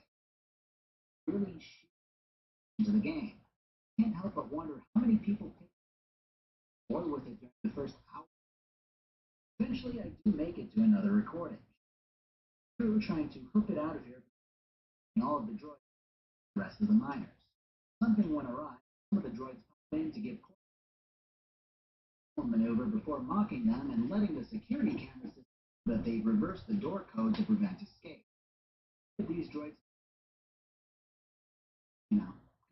leads to this whole theory that HK is the one that's trying to capture and or kill me. I'm sure we'll find out soon. Harrowing as this stuff, I did enjoy the logic. Continuation from the game's interesting puzzles. Basically, you know the first from the guy who kept getting cut off mid-sentence. Looking at the logs that we got, ellipses, X's, and dashes, we can determine that dot is 3, is 17, dot is 7. Means that an ellipse is 1, an X is 5, and a dash is 10. The last two entries are 5 and 7. Then we reverse the sequence, since the droids did that earlier, instead of just setting a new code for this. I did enjoy this puzzle. After I get past the lift, I meet up with Kreia, who finds my party. An interesting thing to note here is that I expect her to be leaning more towards the light side, right in the middle, or almost a little more dark side, I can tell. She even has one or two dark side powers at her disposal in addition to light. And that's surprising, but ultimately pretty cool. That's who's been helping to solve the miners. Vision droid. I know not everything needs to be a heavy plot twist, but this is like a lot of running around to figure out almost nothing. At least he fills us in a little more about the main character's background. Apparently our guy has been on the run, evading the Jedi Order for years now since the Mandalorian Wars, in which he apparently was exiting the Order. Booking passage on the Harbinger, which this HK unit was already on, the droid sabotaged the ship right as Ebon Hawk was discovered. Then I assumed the HK unit jumped from the Harbinger to the Ebon Hawk, because he had kidnapped the last remaining Jedi from the Master's collection. Getting somewhere with this plot, honestly. Taking out HK-50, we try to get out of here. This is where the game introduces something that really sets it apart from its predecessor, the companion influence system. Basically, the game's dialogue Go. still tends to ranging from "I'm a Come good here. guy, let's save Come over everyone" here. to "Why yes, that is indeed a plan, Oh, I maybe just a wanted you good to one, look at but me. possibly Okay. bad" to "If you so much as move your lips to tell me anything other I than know. yes, sir, You I'll think see if you your body own grows that in bed, dark but like a you lightsaber don't. champion." You But then don't. there's more That was his bed companion-specific before you got dialogue, which here. affects how much companions are willing to follow You you got and your respect own you. room. And then the Freya beds I wishes bought Adam for away, you, you or chewed can up. apologize respectfully when she asks you Yeah. why you're standing around and not saying anything. Yeah, you And chewed every them. companion A lot of shit. response. For example, would obviously And I get it, enjoy you if I was a were more puppy. cool You towards was the idea of teething. reminders done. This might unlock if I have a Your minimum jaw was influence with her growing. rather than a maximum. Moreover, the more a companion respects you, the more their alignment will shift towards your own. I really like this concept. It makes me feel like I'd be able to play through as an evil Sith Lord and still be able to many of the people with me. Unlike the first game where you wind up having to kill off or drive off many of your companions in order to walk down the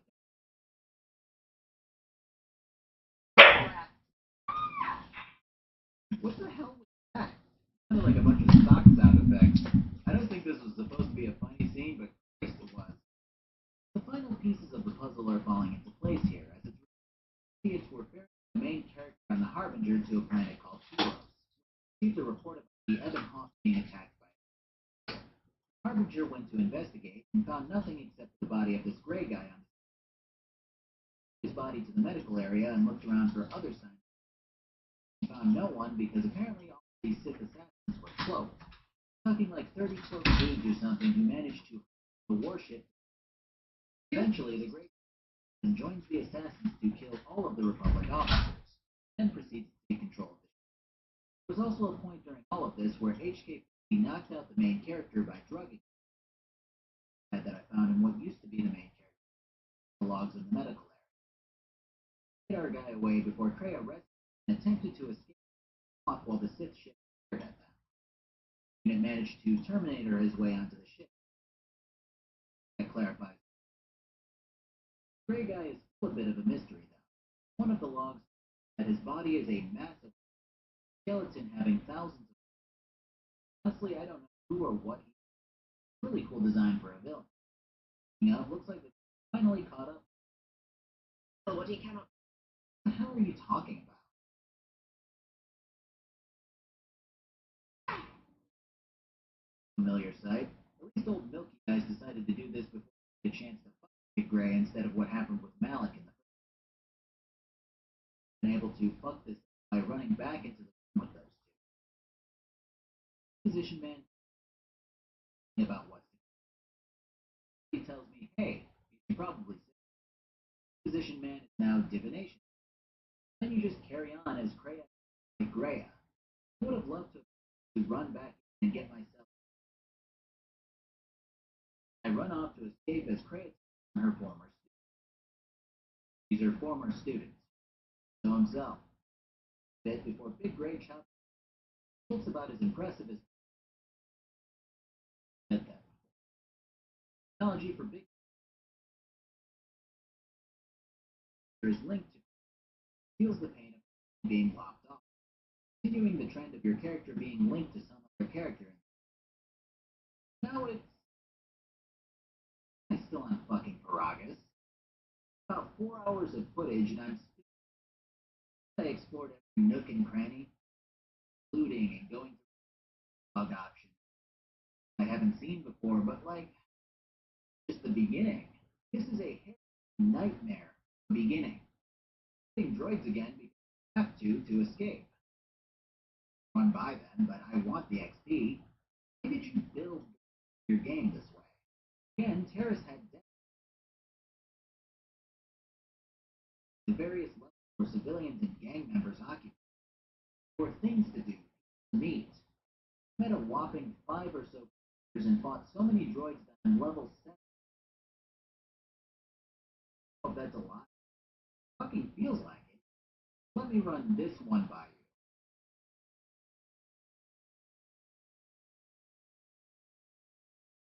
With all these asteroids, hyperspace in pieces. Come on. Hockey. Making this video, I have uninstalled this game. Now I know that standard is a crippling blow to this game. We could have cut this entire first part down too long. Then they tossed 50 run-of-the-mill troopers at you like they were there hanging out with a harbinger and nobody knows. Really a turd. And then Kreia phases onto the as you're escaping.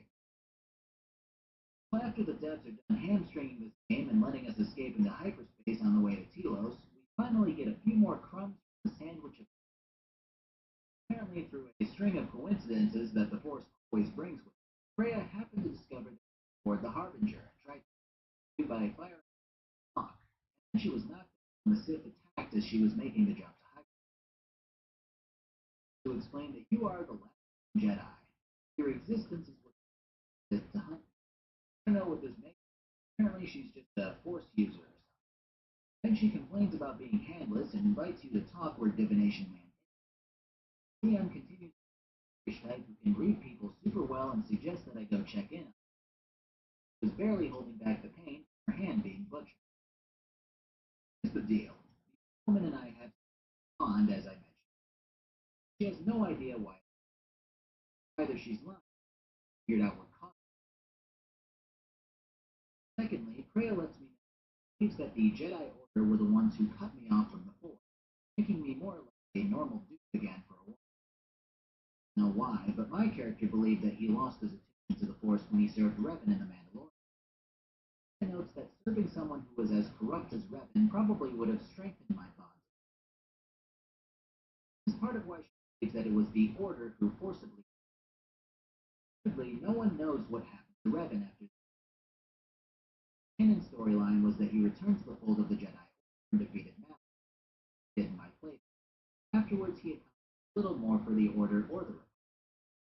Finally, the biggest thing to note is the behavioral difference of the Sith from the first game to this game. The Sith were ever in daily activities on planets. They were always in space, constantly threatening the galaxy with. In this game, they've been toned down significantly. They're now less about being overt and overzealous, and about being a finely tuned machine with a single Jedi in the known galaxy. This means that they've been more trained in assassination rather than over the top. Reading this correctly, the issue with the Sith in the last game is how ridiculously evil they were for the sake of being evil. A lot of the times their ends were as cruel as possible rather than accomplishing. Victory was still important. Someone could be treated they would do it with. Much like Darth Brandon or whatever the hell his dumbass name was. Dude would just come in and start around and start playing conflict.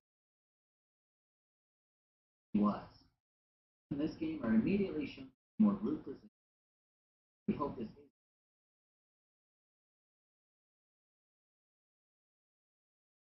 isn't any further need to annihilate him given opportunity. It continues to elaborate here, claiming that the goal isn't to defeat the Republic, but to defeat the Jedi. That's one of the reasons of the first. The Republic has been a stagnant and unmoving force for a very long time. We haven't advanced as a people.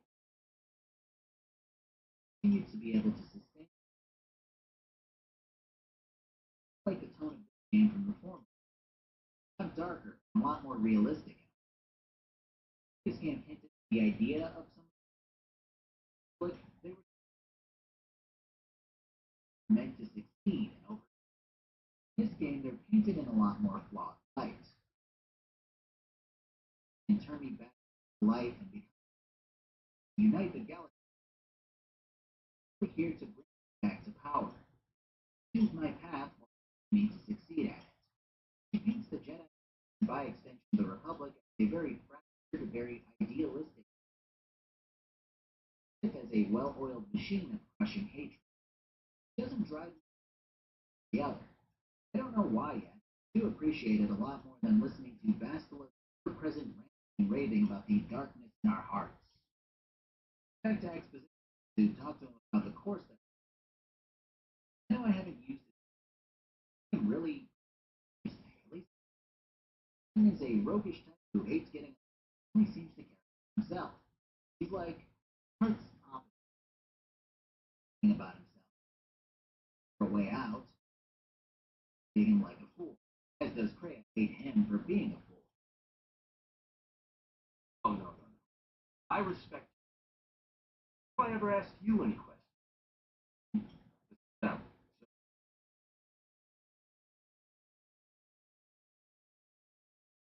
There were plenty of times back and forth. Yeah, that just about sums his character up. He's flying to Telos to get placed under house arrest, eventually being the cause of the on Gragas. We held briefly in To a video game, boys. Hell, we get locked up and a dude comes in to assassinate an expert hunter of the highest.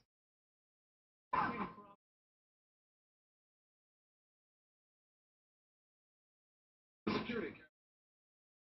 Telos security falling into act, they're not completely inept. I have to say, compared to the previous games that I have for leagues ahead, you know how I think good, neutral, or evil? In this one we get the sarcastic option, except it doesn't. Dialogue option evil. I just feel like I actually. These guys are guys as a security. Fortunately, as much as I got my writing trophy ready to be shipped, sarcastic option literally as much as they do in Fallout. Basically, if I pick them, the exact same dialogue. Sometimes they say the niceties which the more civil. I know a lot of these make me feel like I can slip the main character's shoes. I've always disliked it. Very obvious it wasn't any rewarding the player for choosing those options. That writing trophy after all. Alright, so we've gotten to the phone call part of the game where I take the first phone call brings about a visitor who tells me that spacewalk. This time they're gaining access to all of the planets, using them to fuck up the planet more than when it got in the Jedi Center. Slugbug here, who just wants to for my help, preschool attendant. Force powers fully. Okay, max clean at sunset 1 hour is enabled. Next we have this. Use the evil option. Basically saying that exploring nature even means much money to do. You know that there's a middle ground here. Guessing that we're not going to get a. We can restore nature while also building residential and tourist. Third time, brief entering the station's elite protection squad. All clear. That we have to wait on the station for another Republic ship to pop up in a few days for air dust, but like I didn't want to explore this place anyways. And explains that Telos is fucked no matter what, since it's the only place keeping the Citadel here. To accomplish versus Space Walmart. Head out into this corridor of rooms. They typically these hallways. Around has me rooms empty. But do have people in the droid lost the love of his life when he a game of space blackjack. Who doesn't want me to steal from him for some reason. Leave after the joint. I guess. So I carry on a way to the hip.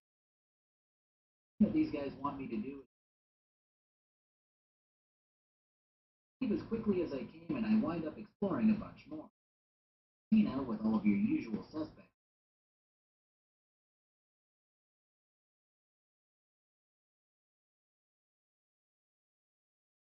In the video game. Also, races. There's jumping now. A spectacular background story or whatever, just a. Oh, you beat it? There's 5. Never been more thrilled to win for the Cantina besides Kazak, which, no, that's all there is to try things out. Medical area, no one in it. Characters who all chat every here and there about various things around the city. Nice touch. We feel a lot more like a terrace. Most of this place is unfinished with how empty these big ass halls are. We go to Droid back and surprise, here come exchange thugs who have been hired by Zerka to do their dirty work. Still have no weapons. As the other two in my party beat cheap. I didn't think I needed to cancel the class, to be honest. But he surprisingly does the droid back manually through waves of and instead instantly puts me back at the hippie part of the city. I think I did if whenever after completing this quest dudes could help us get our we just go to the docks.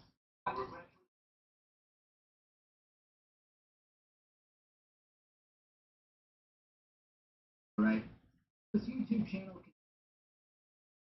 can incompetent force in a video game. I now have to go to the exchange to discover the whereabouts of my. What I don't understand is I guess maybe I'm the Telos affiliated with the Republic. Exchange is a seedy, dubious criminal, which the security droid here tells me. Why are they allowed to set up in the open? It makes sense that they might be complete assholes, but they still tend to do things legally on paper. Rules, but they're just a megacorp. It makes sense for them to legally be able to set up here. Why the exchange? Well, droid goes, a bunch of criminals probably stole your ship. Came here to get a foothold on this planet while it's restoration. Our job? Oh no. Yes, but not really. Anyways, you're in those locked planets. Here. Components here. No. Really? Wow. I'd have never guessed that. Maybe. Maybe. Literal organization which is set up here? Oh, no, that would be outrageous. These weapons could be anywhere. So I started this gun and went talking to a lady in this branch of the. She wants to overthrow the new boss. Promises to help me get my shit in exchange for killing her boss. Forthcoming as she's been about the information here. Exchange. Willing to guess that I'm gonna get a knife in the back if she uses me. I can tell you this much for sure. No way that they try to talk me into helping his side and killing her off for his favor. It's what a twist. So the boss. Oh, jeez. Looks dead. Need an arse. Gosh. Oh, I just can't. She's dead. Now, I think the amount of people telling me how great this game is was not a good thing for the first. Because the writing here is. I'm actually baffled, shoehorned into all of my dialogue options being along the lines of Strange has to leave the Citadel or else. I expected that I would have to kill him. But I assumed it would be more her saying something along the lines of, okay, for doing my dirty work, now die. All three of my dialogue options being something that provokes her. I'm done with these in a matter of about, I don't know, 30 minutes. Good work, guys. Now it's time to favor of their workload by exposing Zerka for the corrupt assholes they are. This shouldn't be too hard, all things considered. In fact, it's as easy as talking to a guy in the cantina, talking to a guy out of the cantina, and then a droid inside the Zerka base. Don't get me wrong, that place sucks. Planet sucks. Introduction to this game. My God. A way to immediately turn your players off. So anticipate. something about this area is interesting. I mean, at least Paragus had a eerie sense out of mystery in an almost way. It just lasted long. It's just, dude, where's my car? And it's almost like the writers took the exact opposite philosophy of Paragus, like droids at every given moment, and instead made this place nothing but and shitty plot. I mean, don't get me wrong, I still these stupid little manipulated into running out Banshee and shooting at Zerka forces. And one, what are you doing out here? Not supposed to be the mainframe. I think someone needs a memory wipe.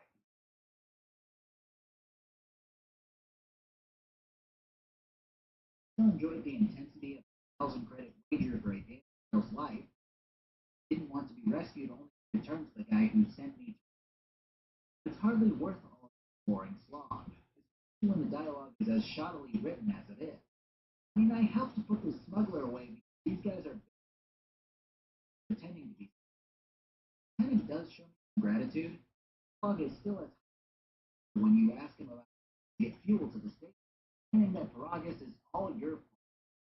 At least after Zerka, the mercenary group as a final base, we finally get a real story. The previous main villain is introduced to the game. The girl have amazing design. Looks very much like a younger Kreia. May be connected. She also looks like a more clothed version of the Desert Sorceresses in Dark. There's a big plus for plot reasons. The guy looks and sounds ominous as all hell. Can't understand what he's saying, and almost, at least for now, it's just to be speaking every time he talks. He builds up the mystery he naturally exudes. Female then goes on about all life in the universe existing to feed his life. So says the line. You know the one.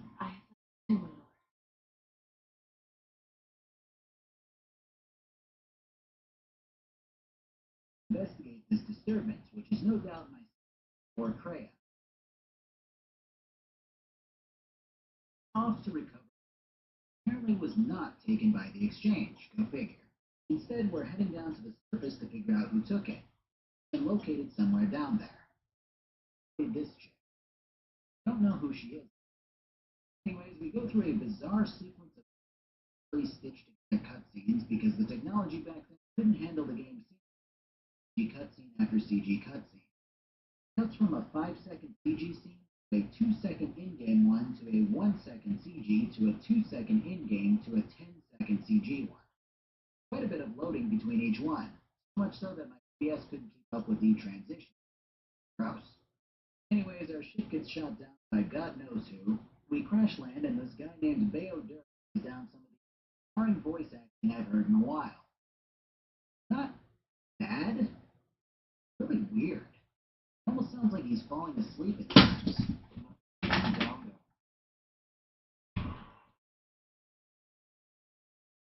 Anyways, the guy keeps referring to him as General. Adds yet another layer to the puzzle. Apparently, him and I fought the Mandalorian Wars. My guy barely remembers him. He's just special mission kind of jobs and can destroy energy barriers and the like with his skill set. He then tells us that we might be able to learn about the whereabouts of the Ebon Hawk if we head over to a facility located nearby. So we start sprinting through Walmart mercs. Apparently, the devs realize that there's little combat on Telos up until this point. Eventually, we make it down to the usual suspects and gimmicky barriers that I have to switch to Bayo Durr to disable. Running through Bayo Durr's gates, make it to a shuttle and take us to the approximate location of the Ebon Hawk. It's worth noting here that I actually took the time to talk to Kreia at this stage to better feel for who and how she is as a person. She has an interesting perspective on life. In her opinion, that if someone is struggling or needs help, then person. Really black and white view for someone morally gray. And become strong. One that only pans out. Yet she insists that I let it I come across. Merely weakening these people. I mean, I'm talking about shit like I'm here and assisting him to escape the Me,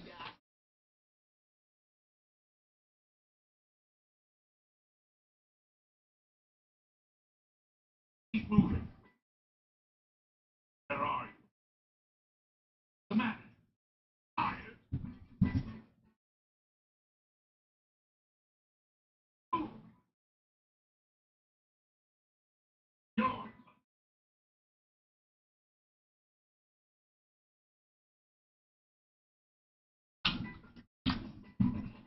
One novel. Is it you think?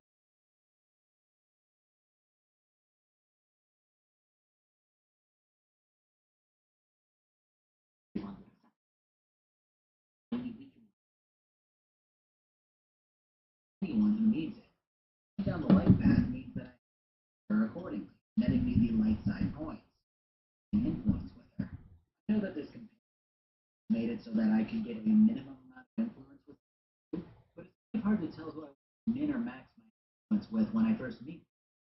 Freya, I was initially trying to increase my influence with.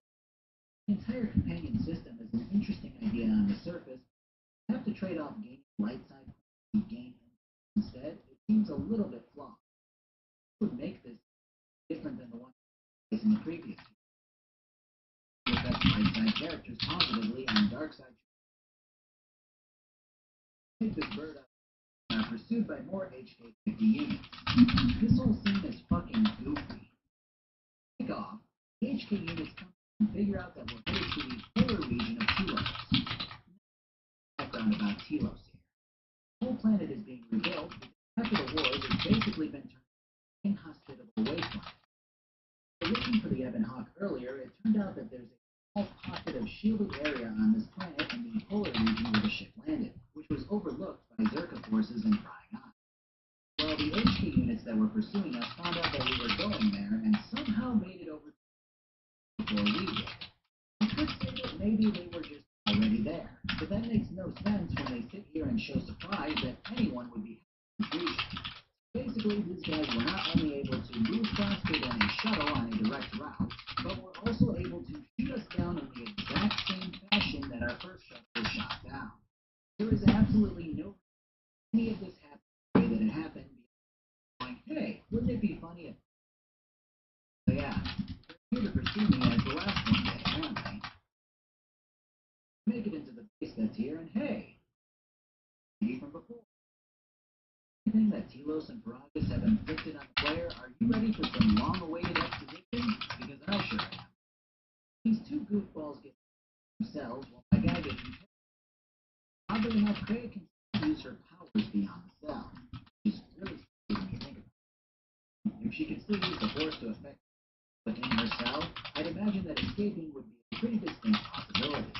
But she basically dives into Atton's thoughts and memories, before coming to the conclusion that he dislikes her so much because he apparently feels guilty for something that he did while following. He calls him a murderer and then tells him that if he doesn't continue to fly and do as we command, that she would tell the Jedi what he did. Kind of wondering how he would hold on to this person who basically wants nothing to do with us. It's also worth noting that the subtitles here has it referred to Atton with quotation marks around it. That it isn't this out otherwise. It's the way that she says it does not have any different inflection than it normally does. Anyways, Freya, being the frigid bitch that she is, used to torment Atton, telling that he has no choice but to be useful to him, then knocks him out. This is probably the point of the game where I'm actually really starting to invest in. Reiterate. 45 minutes video has passed. Maybe 30 to 35 if we cut out the mechanics that I've covered. I am just now starting to actually enjoy the story. About this later. Now we get to talk to this Jedi by the name of Atrix. The character recognizes her, which I really like as Decision. I mean, yes, he can play the part of the amnesiac. Being able to learn about my background and my character, knowing the person that he's talking to.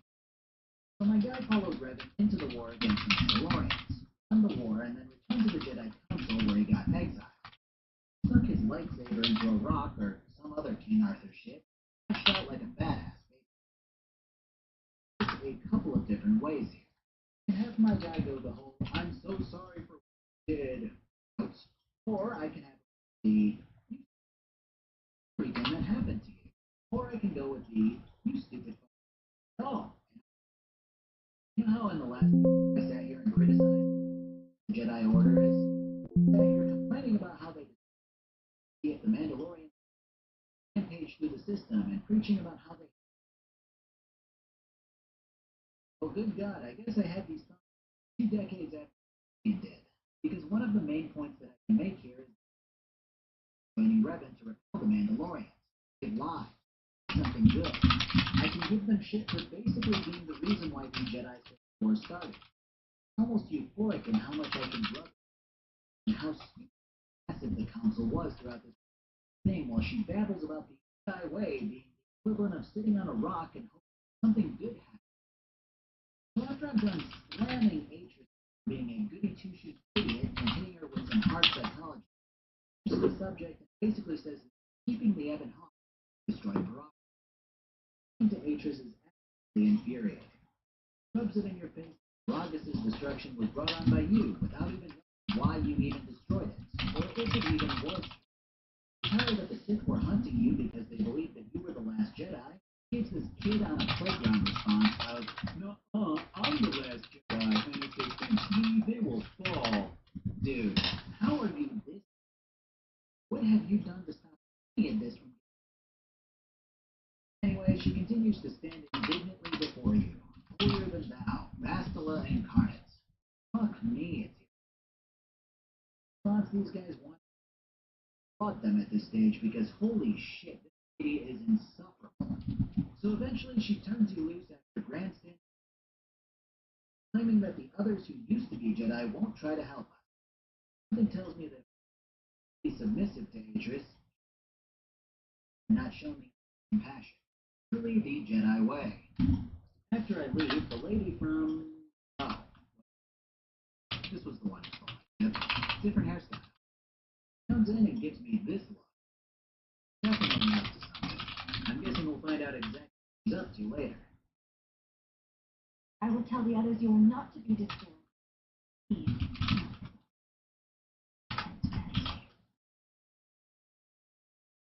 So after kicking the handmaidens' asses here before realizing I cannot take on them at a time, I head over and gather my party. Dumb, acting hasn't heard of Atris or knows what happened to Adam. And then we get moving.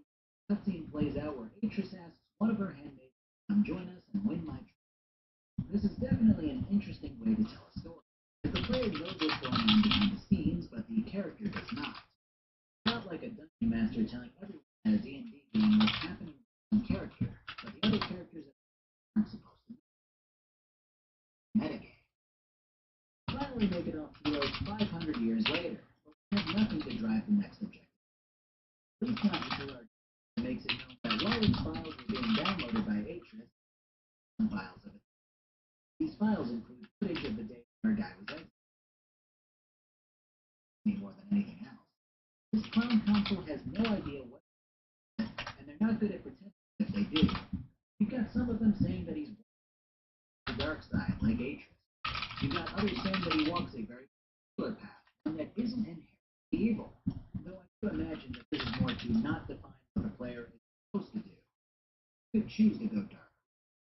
Fortunately, this kind of just makes the council look like they're well, he could be just different from us. Maybe he's one of those choices for sure.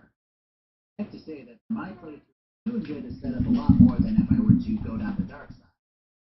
Or then Atris would be 100% that she was saying. Whereas now she's just completely wrong. Get her to see how wrong she is. These guys continue secretive platitudes about the path I may or may not be taking, stating that one day they'll tell me the reason why they and the whole see what happens after really great. Much of this could have been for out, or at least explain the vision more carefully. Either way, my guy jams his lights in the center stone and walks out. Now this is just a minor detail. The thing actually makes members can only review on someone who's right the stone. But it just clang to the guy walks away. Think about this wrong. Isn't he cut off from the force at this point? how does he still use a lightsaber? You have to be a force user to use a lightsaber. Very uneducated. Now the handmaid or revealed herself on board the ship, to which Hatton tells her to stay in the cargo hold. You can sing for her and tell her that she can take one of the spare beds. You can tell her that she's more You about got the food up here, business. baby. I asked the options in between and told her to not worry about the others, because I want to win her over to my side instead of Atris's. Then we get a montage of scenes where Bayodir promises to start looking for lightsaber parts. T3 tries to convince Hatton to play Kazaku, and Bayodir convinces T3 to give him an upgrade. I like these little interactions between my crew on the ship. It really gives my companions a little more life. The goal now that's been given immediate footage is to track down former members of the council and, now I guess, talk to them.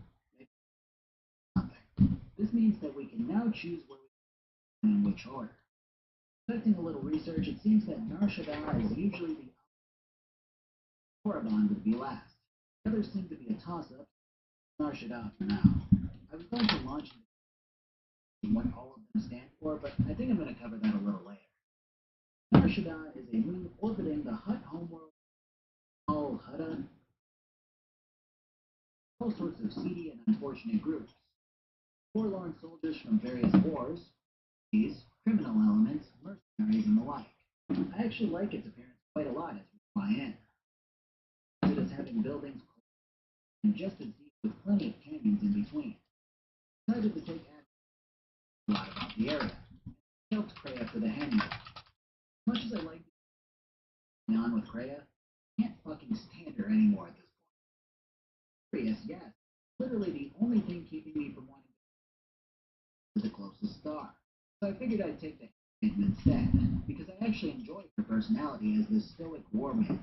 Besides, this Kreia nagging me about little why did you this will mean.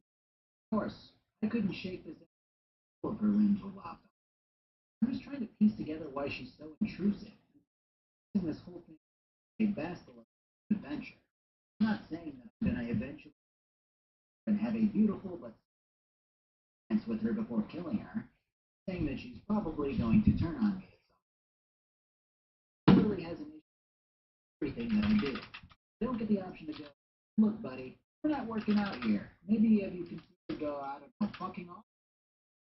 Certainly not making me like her personality, so I can't see her sacrificing herself to have emotional impact on me as a player. Anyway, the thing I see on this is the swoop race track. Boy, I sure do love me some swoop racing. No entry fee, too. I am very excited. First time I on the 50-second mark.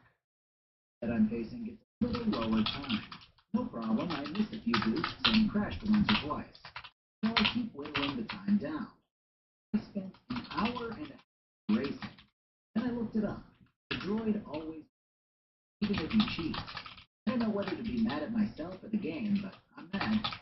I have memorized this track. This is not information that I needed in my life.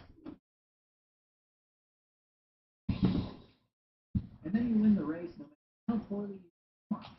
You know, if I had just talked to this lady at the start, I wasted my time here. And I can't be mad at the game because it's not it. And I can't be mad at me for just going to try to do something that I wanted to do. Not to be mad. And here is to not get swoop races no matter what. After that soul-crushing endeavor, we finally start moving on this place filled with merchants and desperation. You got a guy who pulls you into an exchange conflict, a couple of vendors, junk bits and equipment. Eventually your character begins feeling the life energy here, which echoes. That pops in again to tell you how stupid you are, and then you gain max force energy. Then I give my shit away. Some dude says it's his, so I give it to him. Just more so because I wanted to know what was going to happen than anything else. Well, what happens is that a bunch of slavers show up and claim that the landing pad that we landed on is theirs. So the three of us begin slapping ass cheeks all the way to and within the Ebon Hawk. It's worth noting here that Kreia knocks out Bayodir just to see what I would do against all of this opposition. I hate to admit it, the character does a pretty strong turn here in that he basically fights through this brigade of enemies and tells their leader to stand down and serve him instead. And vacate the ship before they claim the ship in the first place to give it back to me.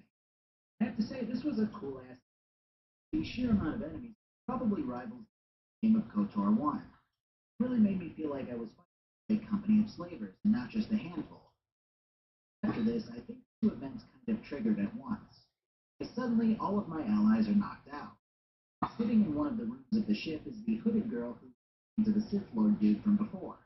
Her name is Visas, apparently, and she's been sent here to assassinate me. I pulled it off a few times before I'm finally able to take her down. She claims that she was ordered to do this and pleads with me to kill her.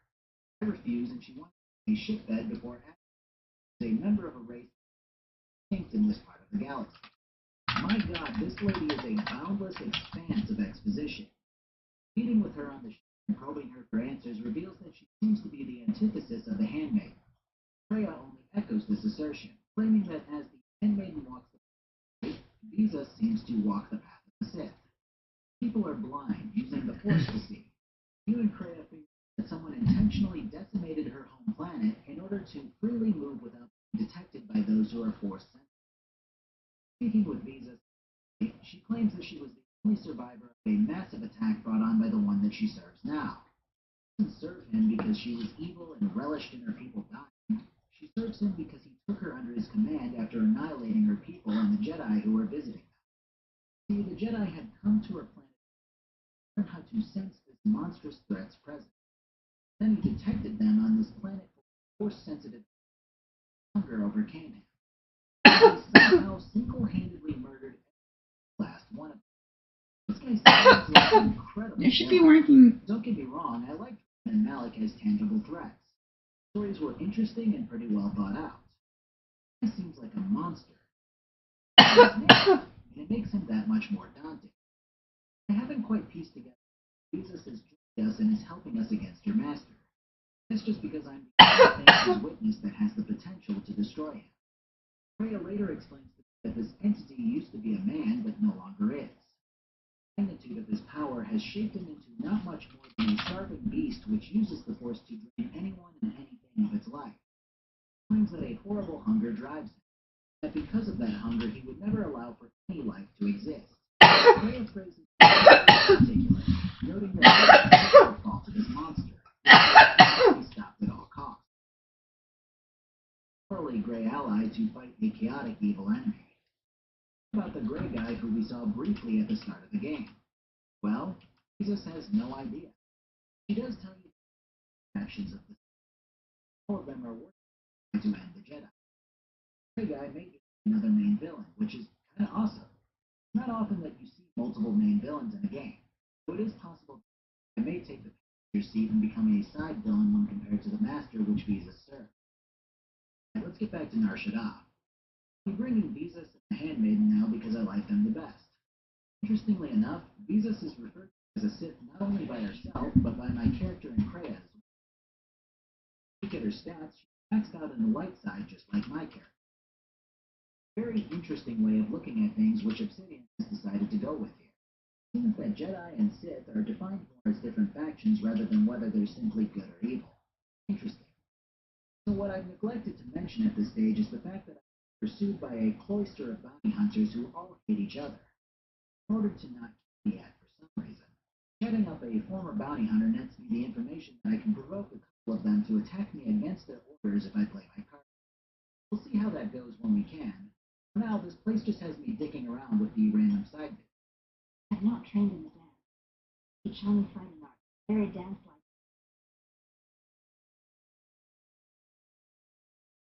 Not entirely sure why this exists, but yeah, alright.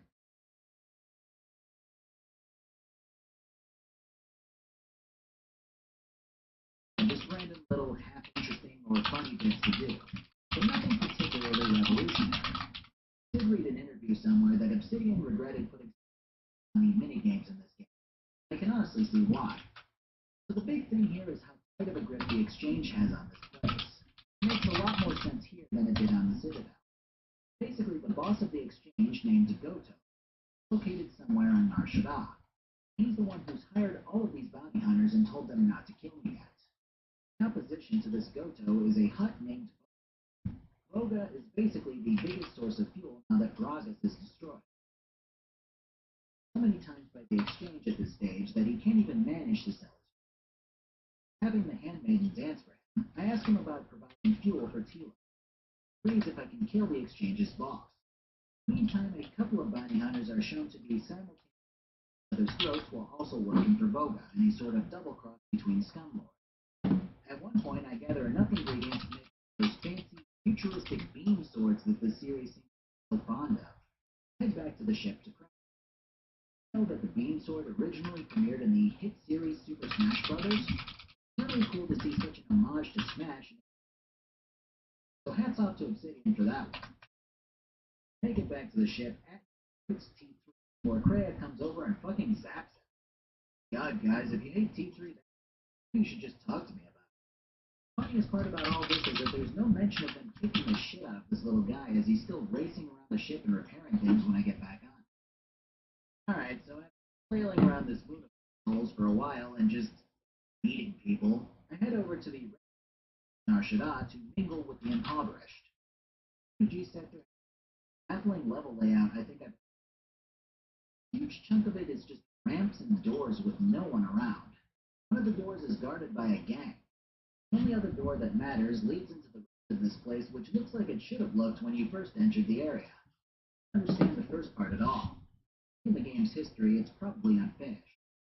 Nearly every other part of Nar Shaddaa does a pretty decent job of padding its areas with NPCs to talk to and different events which happen as you approach it. This place is just emptiness until you run up and down some ramps. It doesn't stop there.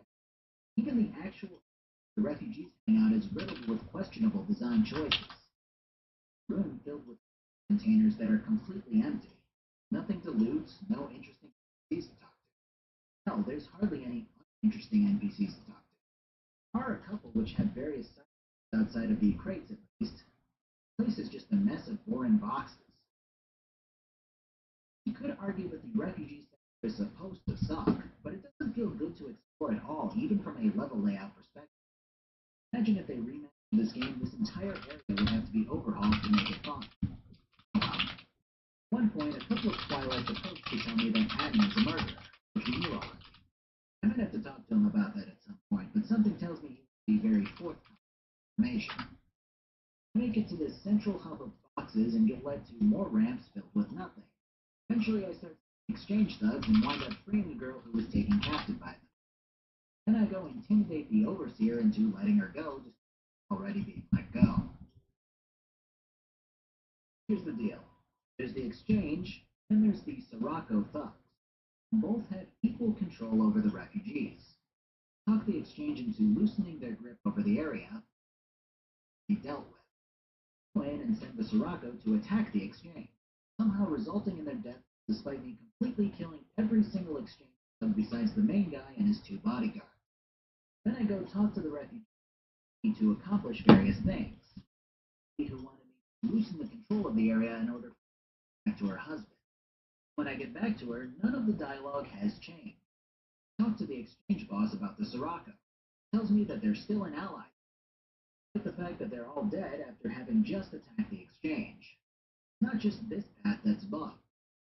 They loaded and tried to get the Sirocco gang to attack in different ways, and they still die. Leave the refugees alone, and this lady still won't go unless I convince her to leave.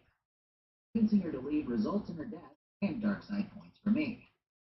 The exchange boss tells me that he'll loosen his grip on the refugees if I either kill or cure this old guy at the front of the area who has some kind of disease. I don't have the skill to kill him, so I convince him to kill himself. Yet the exchange's grip is still strong enough to get the lady back to her husband killed. I go to the front of the area and talk to the two thugs who are keeping this lady from seeing her, keeping her from leaving. The only options I have are either fight them or talk to the exchange boss. Talk to the exchange boss, no new options exist about this lady's husband. If I kill the two guards for more dark side points, the lady still dies when she leaves. The funniest part about all of this is that I don't have to send those in to attack, and I don't have to deal with the diseased old man at the front. Talking to the exchange boss about loosening the area causes the guy who's the leader of the refugees to thank you and claim that the exchange is no longer a problem. But even doing that, the lady get back to her husband. Wonderful. Definitely Game of the Year material. Imagine something like this happening nowadays with a super anticipated title People going, great game, it just lacks polish. Funny how things have changed. Whatever, man. At least the refugee, the final part struck the lightsaber. Forgot to mention that. The parts, but I was missing this one bit for the lens to be stapled onto. Now I can finally construct this thing on the ship. Here that we witness a pretty interesting cutscene in which Atton pushes past the handmaiden while she's training, and she unleashes a barrage on him after sensing that he might be holding something. Turns out that the guy is well versed in the Chani methods of fighting. It doesn't reveal how he knows it. You know, as much as I've written Atton off at first, it's beginning to become more and more interesting despite seeing an opposite Descartes on the surface. The main objective is to get the exchange's attention. The issue is that the exchange very much me after I killed most of their and met with one of their bosses. What this means in game mechanic language is do a bunch of side quests. As I said before, I can't even complete a bunch. Look, if you do this stuff in the wrong order, you just can't get certain things to trigger. With everything, I looked up some guides, and a lot of them mentioned to not go back to the ship at a certain point, not talk to someone at a certain point, and so on. Obviously, I wanted to play the game without a guide, and when I did, I wound up in this mess. Thankfully, Obsidian gave me a get-out-of-buggy free card, form of this small creature which I can pay 2,000 credits to change that I'm a dickhead. Do so, and immediately afterwards, the boss from the refugee sector contacts us and tells me to meet him alone at a bar on this planet. Dude sends this never met before, ever. So this is a very obvious trap, one points out. We don't have a lot of options here. So more worrying than the trap is that all of these bounty hunters have reached a breaking point. Many of them now mobilizing to attack the rest of my crew rather than me directly. All except for one. This is Myra. She was seen earlier being grabbed by this Wookiee bounty hunter and threatened. Seems like she's over this whole bounty on the Jedi. So, attacking me directly, she's decided to help me by guiding me to her secret hideout here in Nar Shaddaa. The character doesn't even question her, and just follows her like the big idiot that he is. And of course, she knocks him out with poison gas.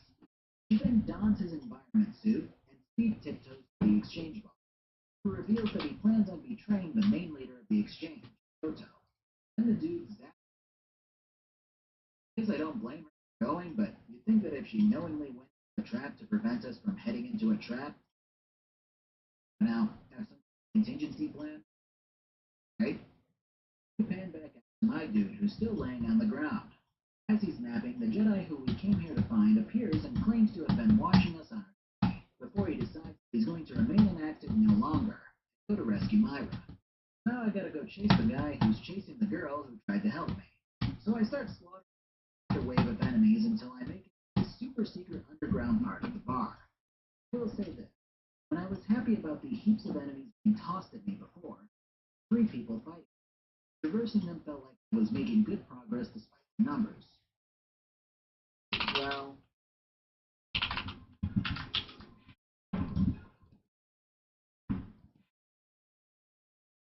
yeah, it takes a while. I think I was looking at my phone for most of it, honestly. Eventually, I switch over to Myra and give everyone in here the business. This girl fights pretty damn well. Zero issues blasting my way out of here and freeing my main character. This is where all hell breaks loose. So my guy struts in, this guy goes, ha ha ha ha ha! You've fallen right into my trap. First you walk through my bar with poison.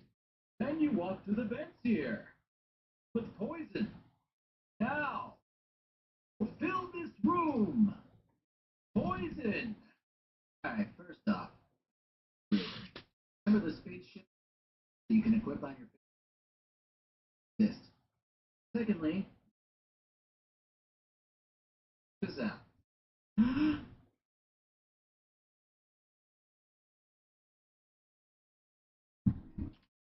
And finally, all of the it helps sometimes.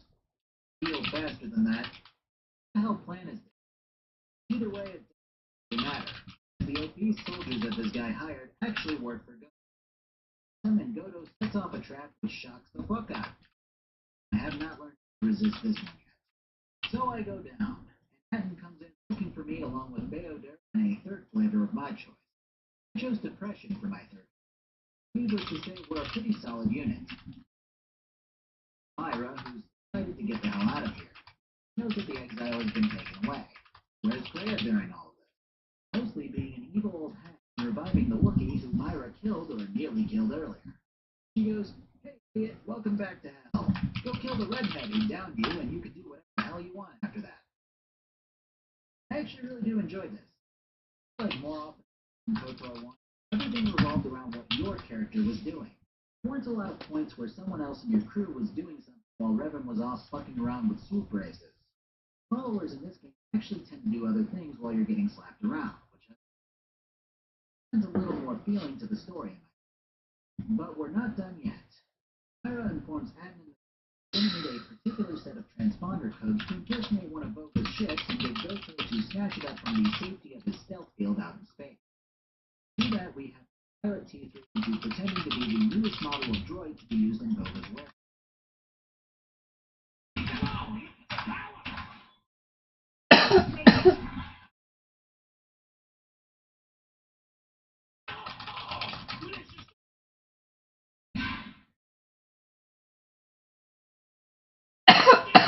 I like this a lot too, because let's be honest, I'm never going to grab the code, pull it out of there, and fight through more bounty hunters with Myra and that. With Myra and Atton. Fuck you. When all this is said and done, we get snatched up by Goto's ship, and then the game ending with the main. Here's something that I hadn't really considered. Goto wants to help the Republic. It actually makes perfect sense. See, Goto is the leader of the Exchange, and the Exchange is a business at heart, despite being a very shady one. They were poised to roll over the Republic, they suddenly halted their attacks when Revan left them and later defeated Malak. The Republic was weakened considerably, but not taken over and reworked to become a Sith government. Goto actually doesn't care who wins. He wants the winner to be strong so that he can continue his business. The problem is that this new Sith regime isn't focused on taking over the Republic and making it something strong. It's focused on wiping out the Jedi and random sources of life. Goto is now hedging his bets and trying to ensure that the Republic gets the looming crisis after Paragus was destroyed. This is a very well-executed plot point. And Obsidian has decided to not make the Exchange some force of chaos that lives to serve the Sith. Give them more of a lawful evil which cares more about themselves and profits with no real moral compass. Regardless of what I tell the guy, he won't free me because of my unpredictable nature. So here comes the Saviors, of which I get 2 party members. This is rough. It doesn't help that the handmaiden actually wouldn't register 2 of her level ups until she got a 3rd. Basically doing my best to cheese these droids when I can. Fuck both of them. I actually have to say respect it. The way that I've been playing these and decimating them. Myra, I have what they do. Activate my shield if it's not up and retreat if I need to. Totally different playstyle than I've utilized up. Various weapons, mines, shields, and consumables come into play. Eventually I do make it.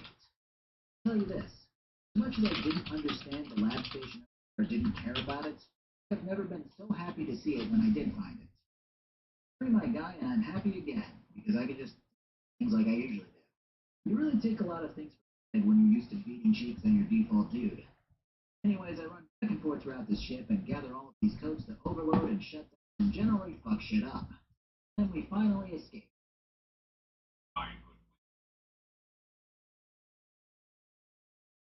Your ship just blown up? No, it was blown to shit. I guess these dumbass droids. Cool, yes. Also, Myra's helping us because the Jedi from earlier hired her. Makes more sense. Dude's named Zez, which sounds more like a Diablo 2 rune word than a person's name. To this guy kind of fills in some of the blanks, but basically he says there are a few Jedi still left. Scattered on purpose, that gathering in groups will get them wiped out by this unknown entity. They're kind of masking themselves and waiting to see if this threat exposes them. Anyway, the Order's as clueless as they've always been. Asking why I was exiled yields no results. But the guy goes, yeah, we told you it was because we followed Revan, but I honest to God have no idea why we did it. Cool, man, good. His credibility, Zez left the Jedi on the same day that I was exiled. This whole thing still doesn't really give us any extra answers.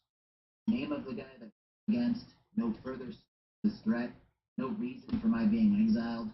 I will say that Zed seems little love for the Jedi Order, which is respects a few of the Order's philosophies. He doesn't always agree that the secret keeping is the best method to get. He continues to do secrets, not because of the Order, but because of beyond this, Zez is actually pretty damn cool.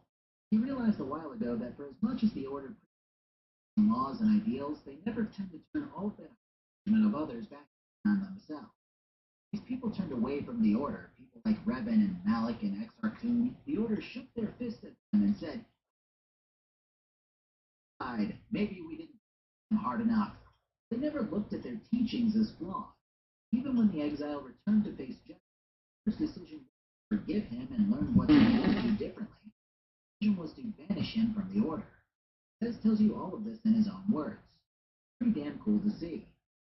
Through a series of conversational which seem like how he phrases it, he actually teaches a new lightsaber form in which it looks like you're taking damage. It's the Dantooine. So back to the ship, where it's time to talk to one again. I know that almost sounds negative with the but I honestly enjoy talking to one in my party probably more than just about anything else in this game. Seeing them develop, learning about who they are and what they fight for, not only allows me to appreciate them more as characters, it also teaches me more about the universe that I've been playing. I'm really ready to talk about everyone more in depth, seeing as I've almost unlocked every party member. I feel like there's a bit more that I need to get through before I do. More importantly, it's time to choose my upgraded class. Each class corresponds to the base class. Fortunately, not all of them are created equal.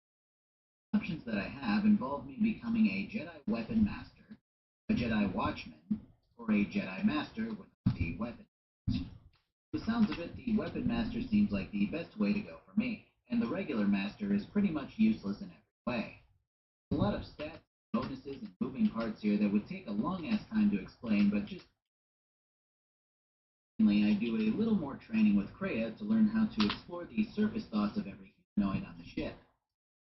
Pretty interesting thoughts of each. Handmaiden thinks of her father. Visas thinks of her master. Beodur thinks simply of loyalty to you.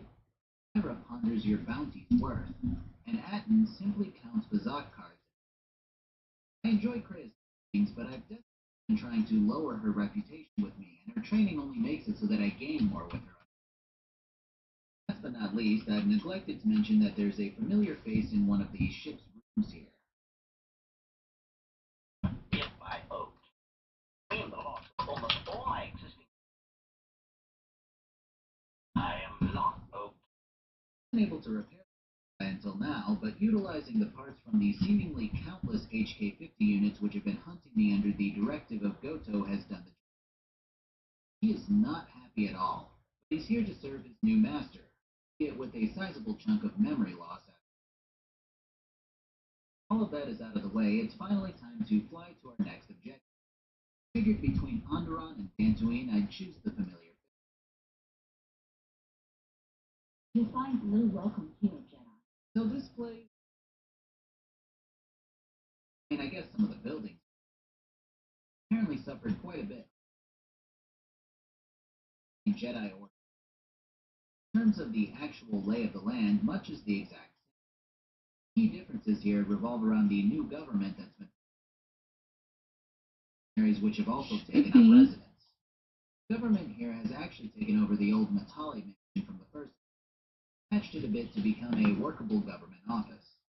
They're trying their best to hang on and grow again, but the mercenaries here are always a thorn in their side. These intimidate farmers here to keep themselves safe. Basically, we have our light side and dark side choices spelled out in a matter of seconds. You actually believe a Jedi was returned here after all they've done to it? A little on the nose, don't you think, Obsidian? Hey, Dave, I wrote up a script for some of the people here on Dantooine. You don't honestly back here. They're so. They never help anyone when they need it. Dialogue, right?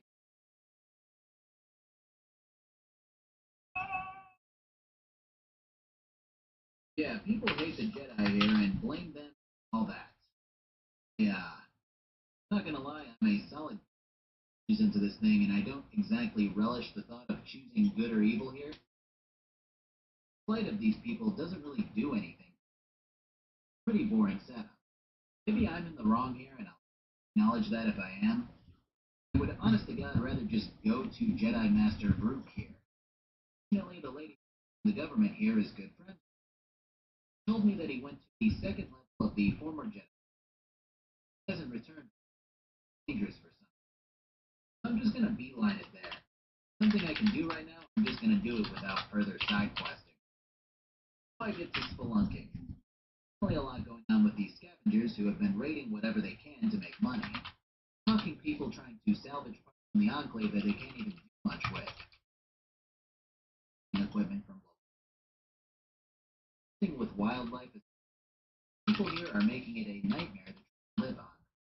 They make it to the end of the Enclave after fighting through tons of these buggy boys. A historian who's trapped here thanks me for freeing him and explains that he's trying to present Jedi knowledge here from him. He also notes that he's looking for a Jedi, and my character seems to recognize. This is actually a member that we would get instead of the handmaiden if we were playing a female. No further personal interaction with him. There is a point where he informs one of the Republic where we are. Done with him, which is. So I look around and find some bodies of mercenaries and read one of their data pads, which was taken to some. Trudge back and wind up fighting through some mercenaries who were hired to kill me as well. Then I decide to loot this place in the hopes that I find some lightsaber. I wind up finding some in the form of this scavenger who was left down here after all of these. I the parts off them and wind up finding one more person down here who's absolutely mental and has pretty awful voice moods.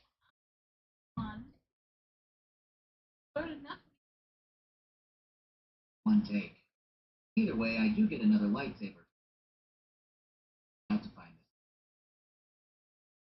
What I was heading into was the one that I needed to be in. I even thought of all of the lightsaber flavors that I could. And this is also where mercenaries are keeping Vrook.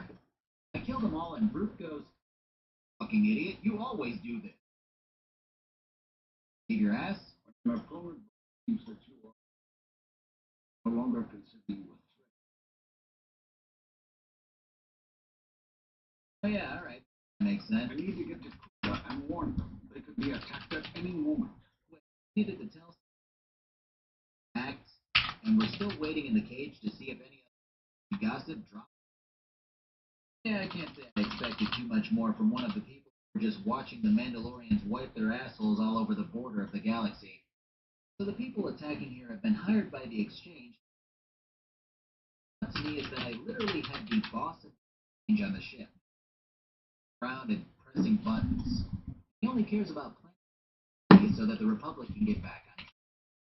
Yet when I try to talk to him about this, he doesn't seem to have any dialogue options concerning it. It just seems really odd that I've made it clear that I want the government to win against the Mercs, but the Exchange is private. It doesn't really matter to him as one side wins, but Goto just Mercs to leave the planet instead of attacking it. Then here's the bad boy option. I decline my beam sword into the mercenaries and then head back to the government structure to rendezvous. What I know now is that there's about to be some chaos on all the side quests are about to go bye-bye and I initiate the final fight. Again, a lot of the side quests kind of blowing by and occasionally talking to people seem to be the kind of collect thing, find this thing, free this person. Taboo, but I'm just gonna get on with it. Tatooine is super impressive.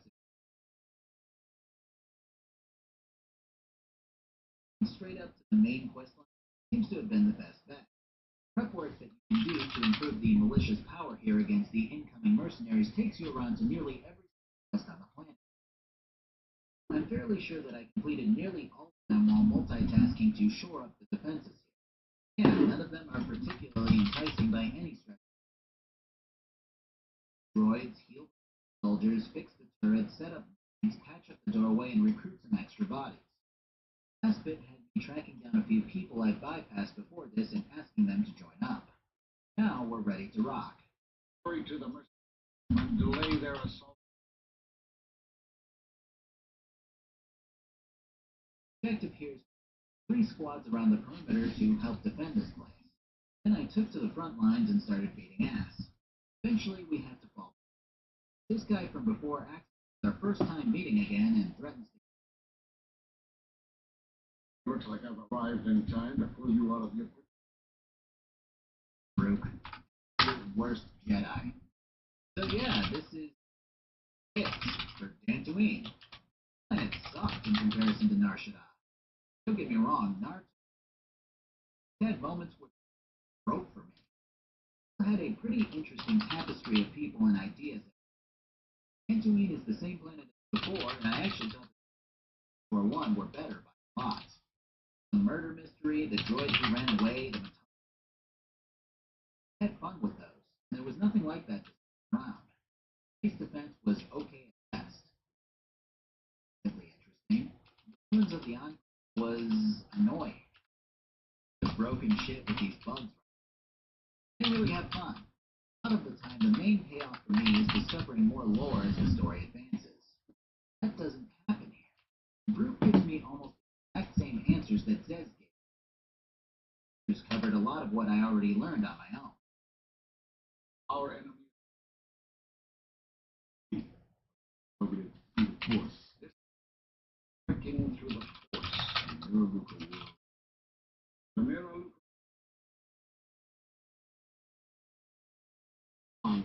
Not seem natural. I almost feel like this is the fundamental flaw with creating a game where the player can go wherever they want immediately. Don't get me wrong, I'm all for freedom of choice to make a game different the second, third, and fourth time around. Major story points can also be in any order, conceal information until the time is right, and there needs to be some kind of dialogue dependent on the order that you trigger set plot points. They impart different information to me when I tell them that I'm at Zez. That Zez told me why the Jedi are hiding out already. Here's the exact information. It's possible that I could have hit Dantooine first. It would have been relatively fresh to me instead.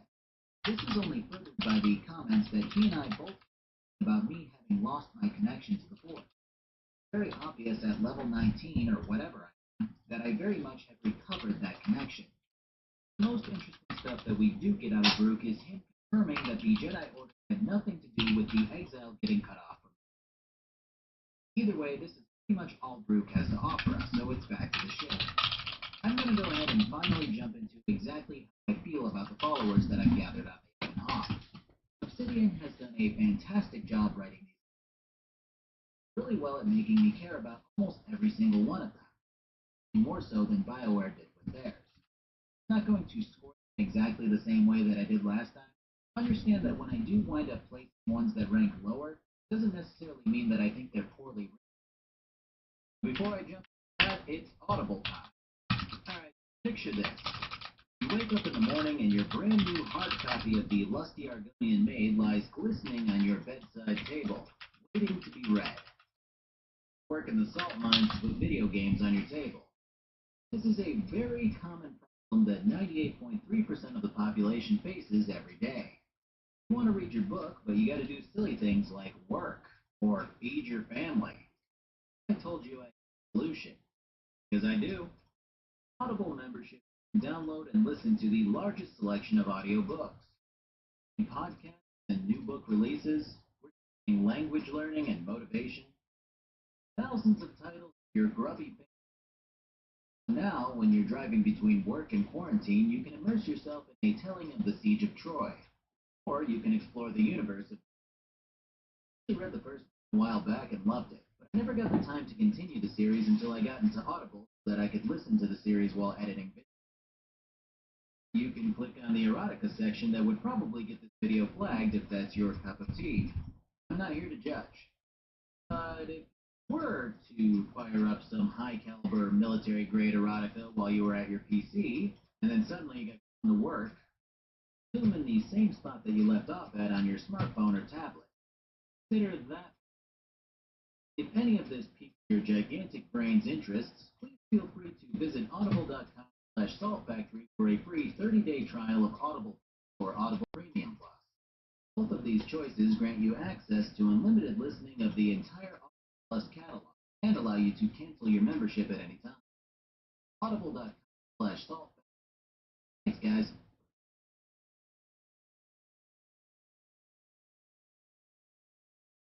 I don't necessarily need to go into the semantics of HK-47's personality, featured prominently in the last game. Initially has no idea how he got to this state, nor does he believe you at first about the newer models of himself. When I initially saw him in the doorway here, I thought there was a chance that it would make him able to be institutionalized in a way that makes him more sympathetic. Maybe his memory loss and personality would be restructured to become more kind and caring. Instead, Obsidian to crank HK's disdain for life up to 11 by utilizing his sense of pride in being the only HK model that does what he does. Figuring out that I'm not lying about other more advanced models of HK having been mass-produced, his goal now seems to be one of a kind. The best assassin droid around.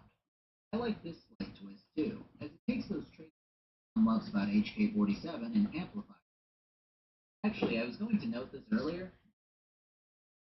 Units. I initially thought they inserted them as an almost fan service to make people clap and cheer about 47 existing in some capacity in the form of all these 50 units which hunt you. Almost like Obsidian purposefully spammed their asses throughout the game to make the player tired of them, only to bring the genuine article into play and use the player's disdain of the other units to make HK-47 that much. This is seen in the idea that because the behavioral limiters which were in HK-47 throughout KOTOR are now missing, HK-47 is much more free than just how prideful he is to be what he is. He even claims that he's been programmed to call you master. Oh, ally.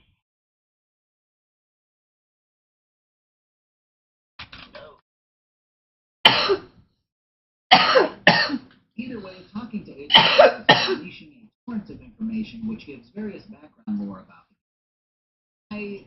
I could get into it, particularly to this appreciate its existence. I don't think that needs to be covered in depth in the same way that I've been covering everything else. One of the reasons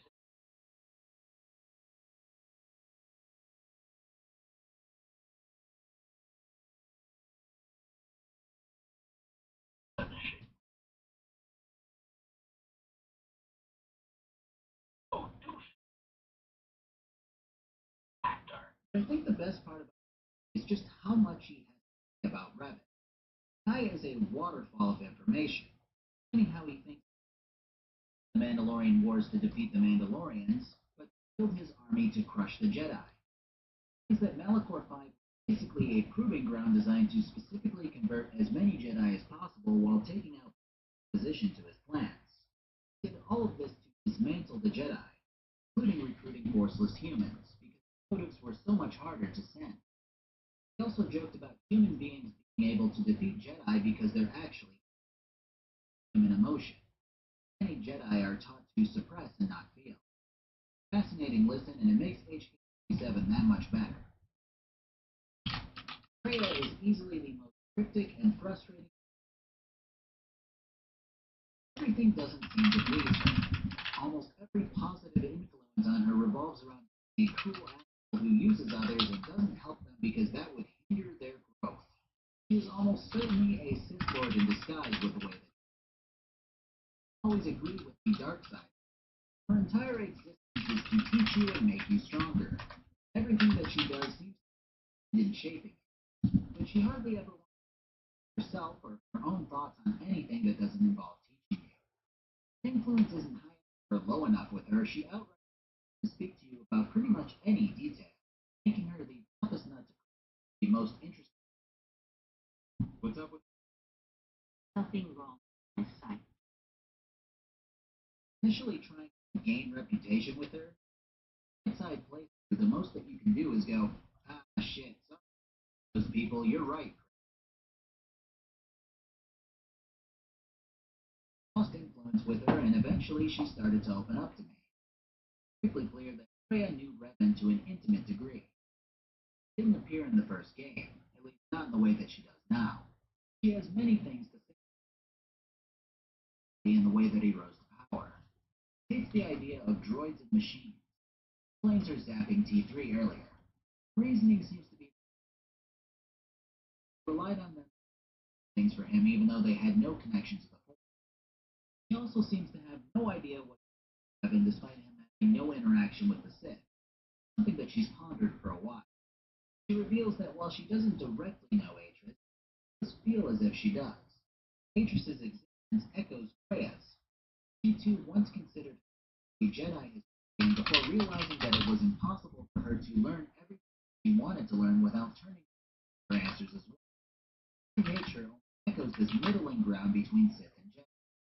Knowledge that she imparts always seems to lean towards the Sith, never fully into its teachings. Eventually, she lets it say that she trained Revan. The rest of this information and get another reputation gain. Additionally, I eventually get the opportunity to be exiled from the Jedi Order, but that no one seems to remember who she is. She gives one of her cryptic non-answers, and with high enough awareness, I can tell Freya that she's lying to me. This answer alone tells me that a lot of the stuff that she's been telling me might have not been the whole truth. Stuff like not knowing how Revan turned to the dark side, and Atris. It does let it slip our ways to manipulate the Force so that people don't remember certain.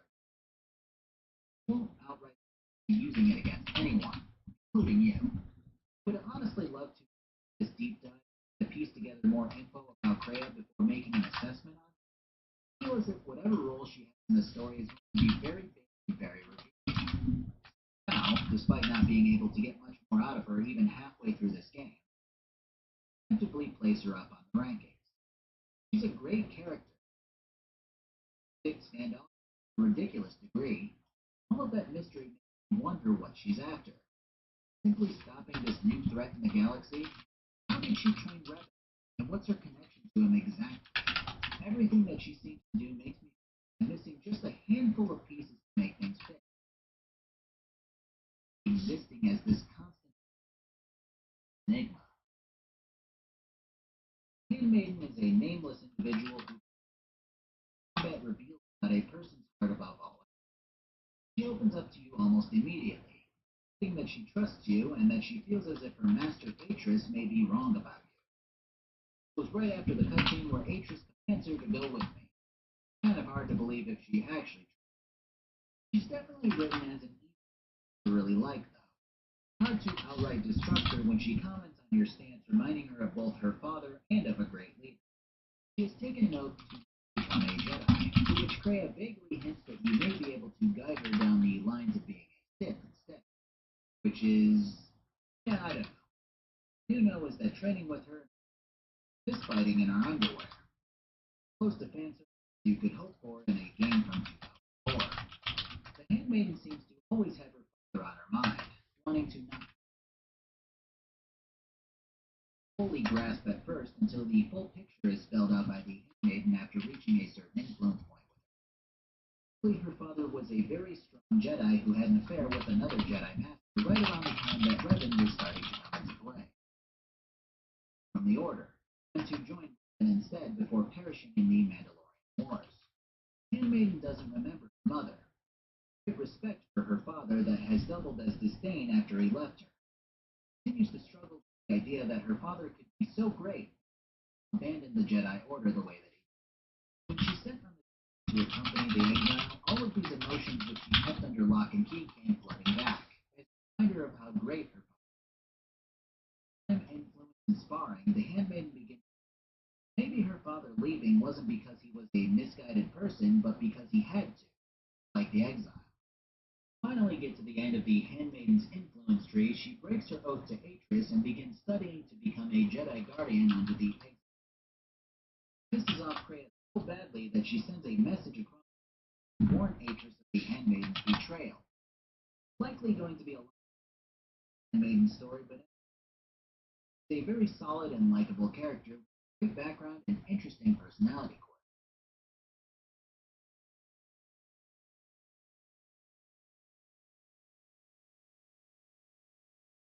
Alright, he's got some background.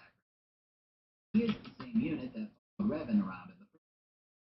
Not only are there recorded logs in which Nicola tells T to continue following Revan and to escape and help if something were to happen, but the little robot actually knocks out HK-47 when HK gets a little too ambitious with the way that he questions the locking of the astrogation system.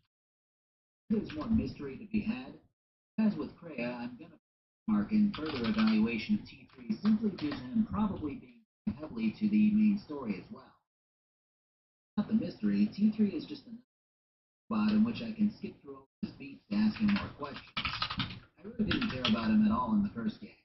The only reason that I care about him now is because of his involvement with other characters. Bayo Dur is definitely a kind soul who regrets a lot of what happened in the Mandalorian Wars. He's fiercely loyal, as told by the title of General, which he always refers to you. He absolutely spending his time on Telos trying to eradicate their presence while fixing. He doesn't tell you about himself personally for a while. He definitely shares this. He does begin to the Mandalorian Wars, which he calls serving. He claims that he has regrets about being turned into a blind weapon, having someone use his rage as a tool to cut down countless people in the war. That's about it with him for now. He may open up more later, but for now he just seems blindly loyal to me. The background is about as transparent as they come from a mysteriousness perspective. I've discovered what's going on with Aden more so than others throughout this journey. As such, he doesn't have a lot to say to you besides whether or not you want to play Poseidon. At least not until the game progresses. First, you get little whispers of information from Kreia and random people in Nar Shaddaa. The nuke drops. Aden was a Republic defector during the Mandalorian Wars. Revan into battle much like my character. Continued to fight and kill off the Jedi Order during the Jedi War. He believed in Revan's message. The true battle lied in eradicating the Jedi who turned their back on the innocents during the Mandalorian Wars. I almost completely agree with him. This is what KOTOR 2 brings to the table. Absolutely love it. First game you had the black and white evil story. Lead to becoming a Sith. This leads to becoming a Sith. Prince leads to becoming a Jedi. Expression of emotions leads to becoming a Jedi. In this game, all of my criticisms of the Jedi way and the Jedi do in the name of being a passive force for good are all brought to light. Aden claims that Jedi hurt others, to their brains and emotions to manipulate them, and then toss them aside when some threat or another comes along, preaching patience while millions are killed. Yet this act of being upset, wanting to avenge the fallen and stop further destruction, makes him a Sith. A lot of my answers that I can choose from follow this train of thought. You can call him a Sith, like a toddler, and claim that he only fought war with war.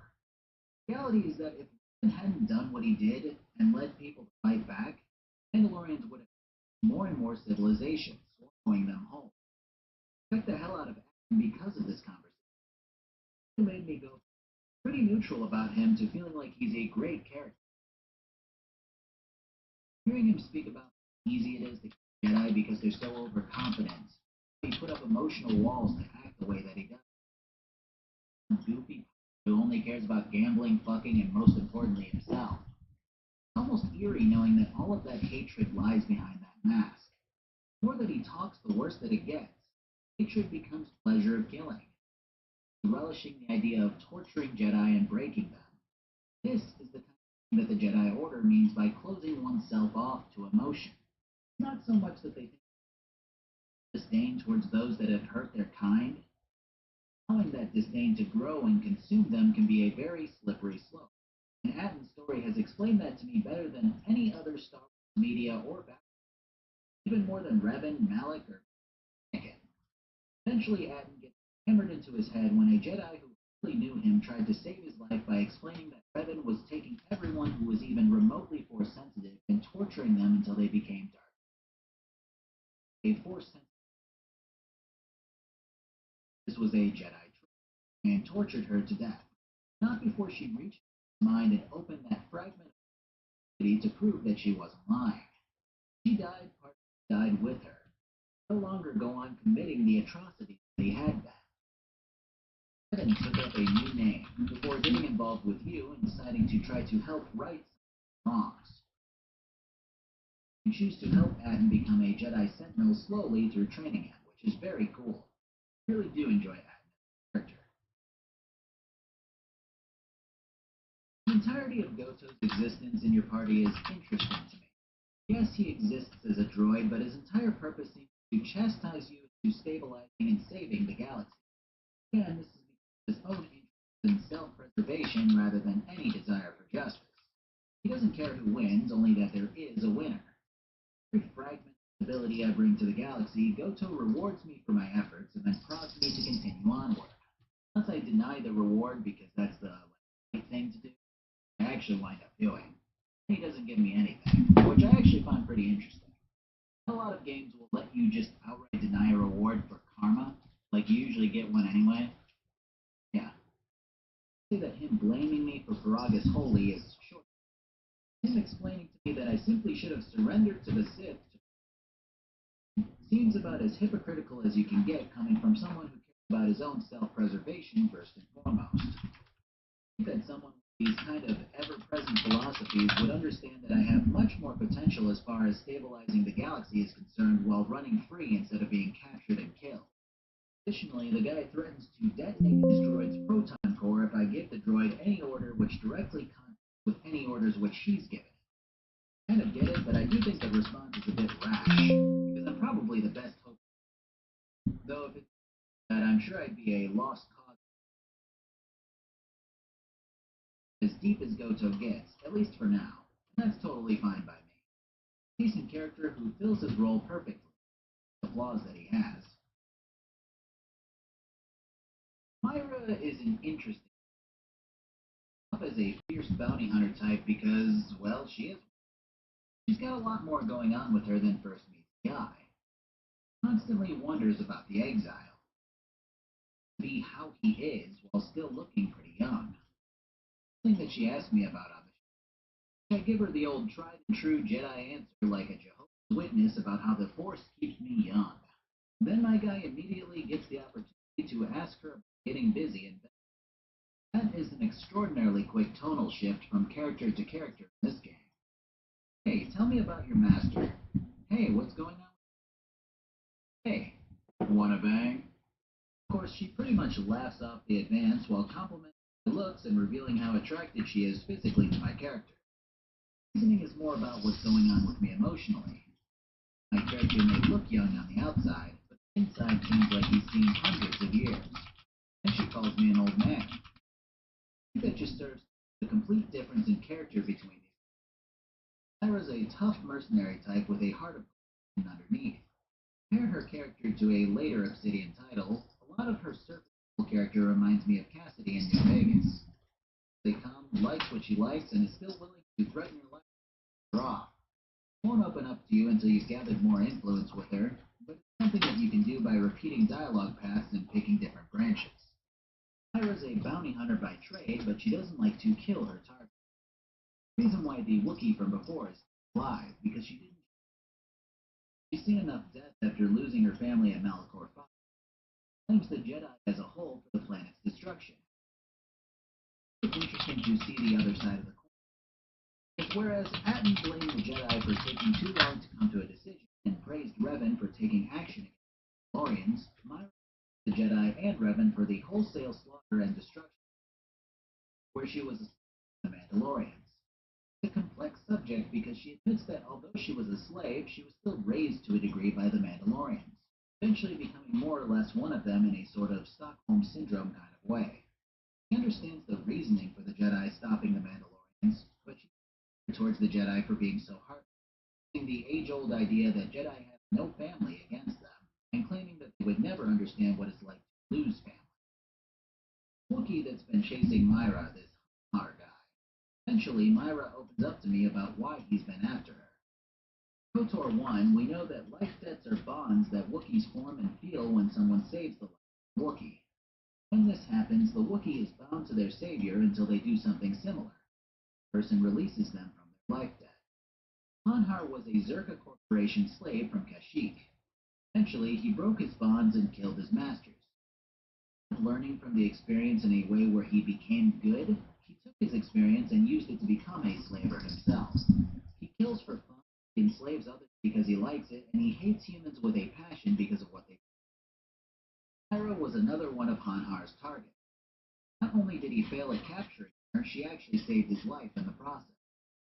The idea that a human could be nice to him after everything that he went through, the life debt that was ingrained into him as a cultural binding, broke Hanhar mentally. He twisted the idea of a life debt into something completely different, corrupting it into something ugly. Life debt became more akin to a death. His sole purpose in life is to kill the human who saved him. That is some philosophically fucked up shit, and I absolutely love it. Obsidian is fantastic at taking these ideas and concepts that were put into place by BioWare and the Star Wars universe as a whole and turning them on their head, at them from an angle more human. I covered a lot of the background earlier. What I can add here is that she definitely has a certain duality to her. Much of the time, she definitely appreciates mercy and doing the right thing, like the handmaiden, but she also mirrors Kreia in the way that she thinks and talks about it. Seems to be crude matter. She's the epitome of a tragic hero, someone with everything stripped from her before falling to the dark side. As such, she wishes to die. She wishes she did die. She's like a more respectful emo. I generally like her as a character. She also has much to teach you in the way that she sees and feels you through the Force. He further cements her as the antithesis of the Handmaiden. Handmaiden teaches you new fighting techniques, Visas teaches you new Force techniques. Really, as of right now, I don't have much more to say about her. She's designed physically, but I feel like she's pretty much been figured out. It's not inherently a bad thing, despite me giving out points for every which has some kind of conundrum-inducing background, but it definitely is a lot more simple of a background story than I thought she had. I'd say that she has the potential opportunity to grow probably more so than any other character besides the Handmaiden. Kreia, Atton, Myra, and Goto all have themselves figured out. Visas barely knows what she wants at this stage besides to serve you. See if she actually does wind up growing, but until then I place her somewhere in the middle ground. Good God, that was a lot. Party members are such a core part of this game, and you can tell that Obsidian really wanted to make them one of the primary focuses of it. I definitely appreciate it because, honestly, I wouldn't be enjoying this game half as much without them being as fleshed out. So anyways, head off to Onderon, only to be greeted by a welcoming committee that starts flashing at us. Here. Land on the nearby moon of Duxon, or shoot it and land on the nearby moon of Duxon. At least they made the turret section optional. Land explains that this is where the Mandalorian Wars began. Until the ship is repaired, we should take a look around. You know, the Force choosing a Space Army's billboard nearby means that we should get Space Army. Before I start dredging the jungle path, exterminating any rogue bounty hunters. Eventually, we stumble upon a pack of Mandalorians who insist that their leader wants to... I am Oh, I recognize that voice. This is Kandor. This is Mandalore. He's the leader of the Mandalorians. His people are taking rebuilding the camp, training his soldiers, and running a successful YouTube channel. Mandalore here has a shuttle that goes straight to Onderon. I use it until I prove it. And he's like, go find shit, man. I guess there's some hidden weapon cache.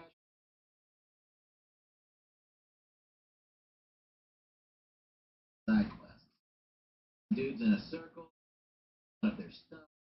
A guy who got embarrassed in the circle. I find a guy who trapped himself with explosives. A beast in the jungle. I loot a random warehouse. I'll fix a relay. A lot of... say they weren't overly tedious. On the cusp of that wasn't too bad. No worries there. I will say that the Mandalorian, a lot of the younger ones are pretty stupid.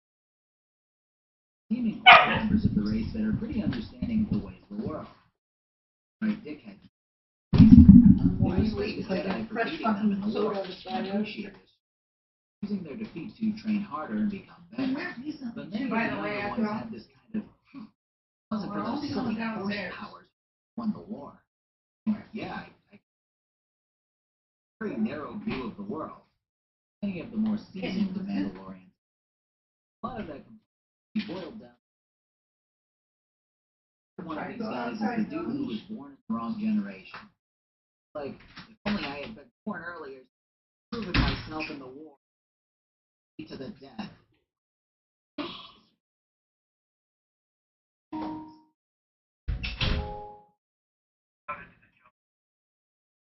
Yeah, I could have gonna hunt me down later if I did. Either way, I do have a newfound respect for the Mandalorian race. Most exposure that I had to it before this was the fact that they were just bad idiots who only wanted to fight tough enemies. Eventually, I encountered the military scouts from Onderon, the same force who shot us down as we tried to land. Apparently, they take from a Colonel Tobin, turn answers to General Vaughn. I don't know exactly what's going on with them, but they seem to be in charge of the military of Onderon. We take care of everything that needs to be taken care of out in the jungle, and then we head to fight the strongest warriors, Mandalorians. Then we report back to Mandalore, who pats us on the back for everything that we did at once. On top of it.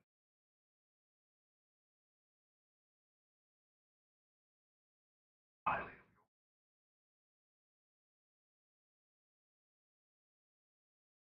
of our sheep. How many cows did you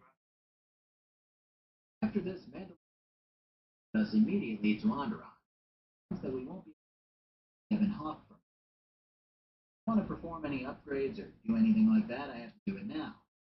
This was something that I was going to complain about earlier, but you know how I didn't realize I could fast until a good chunk for KOTOR 1? You can't do that at all in this game, and it sucks.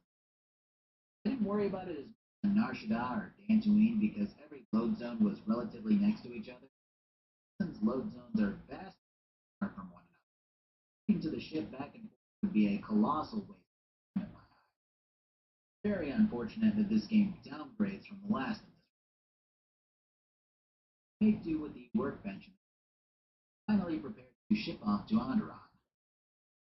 Mandalore fills a bit on the state, claiming that there's a bit of a power struggle between the General Vaklu and his cousin Queen Talia. Mandalore views the as filled with spineless people who have no taste for war.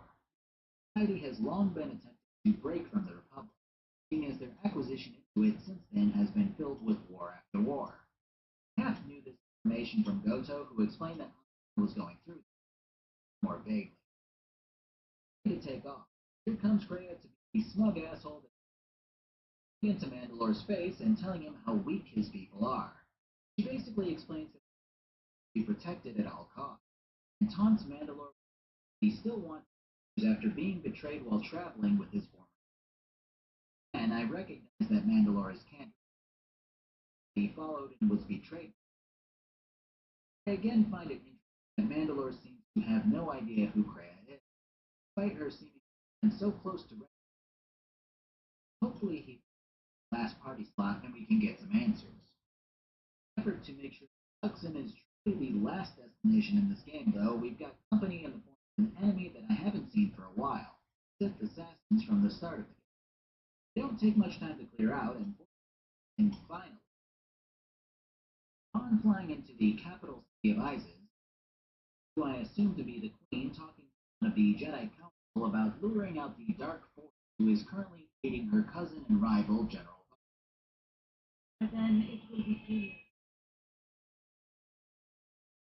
Is in my party now, which all has suspicions that he is my final member. He seems to dip slightly into the dark side,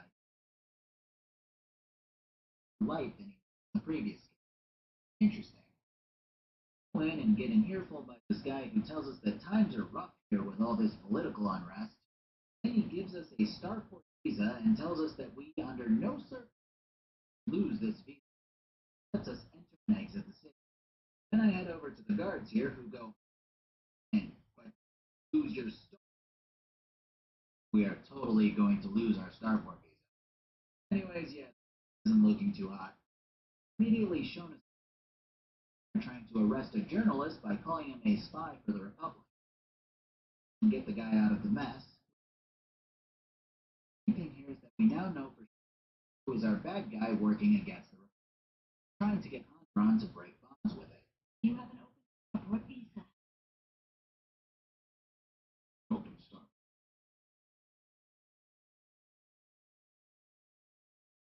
All I ask.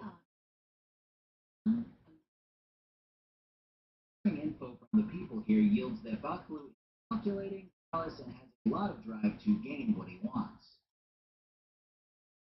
Obtain his goal. Talia, on the other hand, have no direction. Feels, and she's honest. Honesty oftentimes breeds more contempt when the people hear the hard offer. I do enjoy this bit of political background because it's a real situation. A lot of people hear the kind words of the general speaking to them, telling them that the Republic has only brought them war while they themselves suffer because of it. Many believe that even if the general is manipulating his way into the position that he's in, he's doing it because he can do it this way. The main issue, of course, is that if the guy did get into power, it'd be quite the personality flip to go from a manipulative deception campaign to an honest one, aren't taken advantage of. Talia, on the other hand, has her people's best interest in mind. Next, the Republic, the veritable good guy of the galaxy. While she's honest and faithful to the people, she lacks the experience and drive that the general has. She isn't quite the leader that Baklu is. Many of her subjects see her weakness as their downfall. Jesus agrees that Baklu is the better choice. I almost wonder if his name starts with a V like hers, because choosing Talia during a non-important dialogue both gives and loses influence. But choosing Baklu doesn't affect her influence at all. Anyways, our current objective is finding one Dagon Gent. Gent is a good friend of Mandalore here. States that he's helped Mandalorians against the Republic in the past. Well, the guy is currently being framed for the murder of a captain. Asking around yields the info that he didn't do it. He was actually in the middle of a conversation with a Republic spy when the murder happened. He actually recognizes you as someone he served with during the Mandalorian Wars. He goes on to explain that he's on a vital mission to get back to report the political unrest here on Onderon. Mandalore isn't too happy to hear this. He thought that Gent was against the Republic based on how he always helped Mandalorians. As of right now, we can't get to the guy until we find something to prove him innocent. Spy can't help because he's afraid that if Gent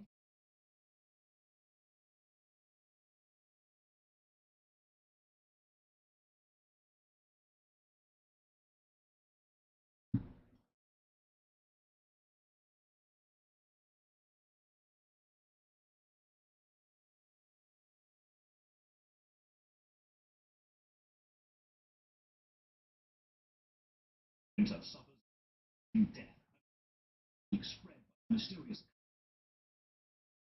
magical avian creatures hold the key to a cure. All we before the cure. Do you know it? The water is stolen before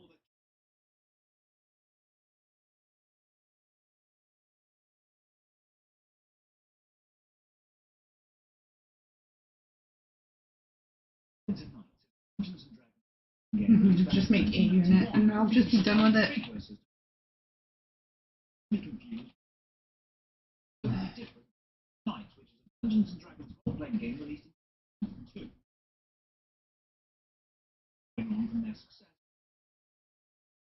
that everyone thinks of when you say Knights, and if we're playing extremely favourable. It's at 91%. The highest rate. I want to see two in 2000. And then 5 premium modules using the same game engine, releasing all the way to 2000. But Neverwinter Nights 2 and that. So Neverwinter isn't in the single master creation tool. Mostly with these adventures, bring players to things and then put them online with the Dungeon Master control is live. Being made and hosted. Indeed, Neverwinter Nights still has online role and all the. I'm a massive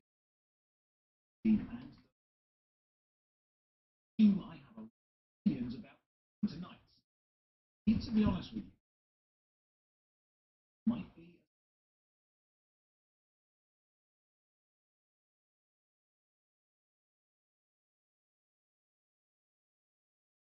I was a kid, many years ago, under nothing, into some gold.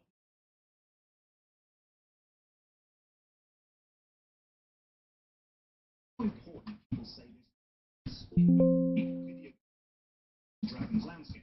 I've been told all about amazing no knowledge of time to change. I'm going into tonight, nostalgic. Good love for the game. Anything the opposite. Knowledge or skill clouding my vision.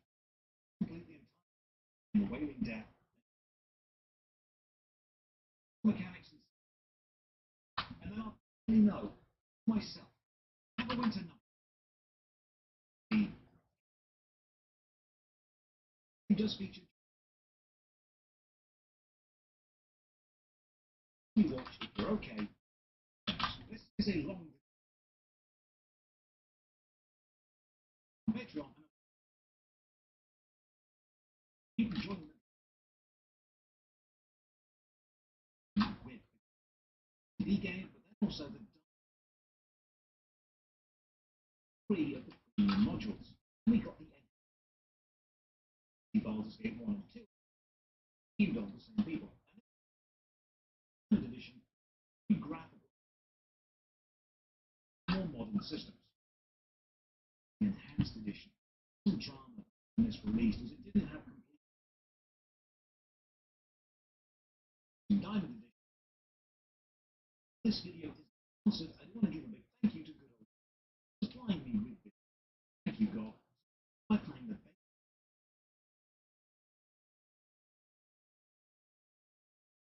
Yes, I'll play the extensions and maybe try some of them. He uses the D&D third. We've seen some quirks. Man, I love 90s, early noughties fantasy. Now, I like them to be so in the game. So I need a class with decent damage. So we're going to go with Cleric. Like that, I'm not going to use a meta seasoned veteran, never dealing at all the mistakes on the. And the game doesn't on the customization.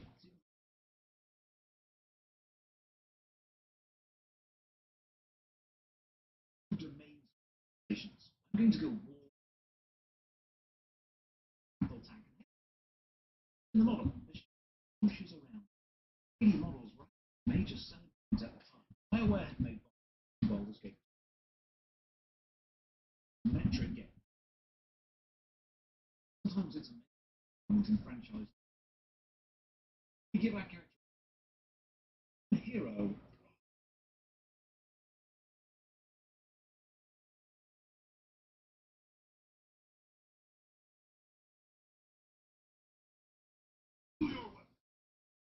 Mistress and good natured and eat brother.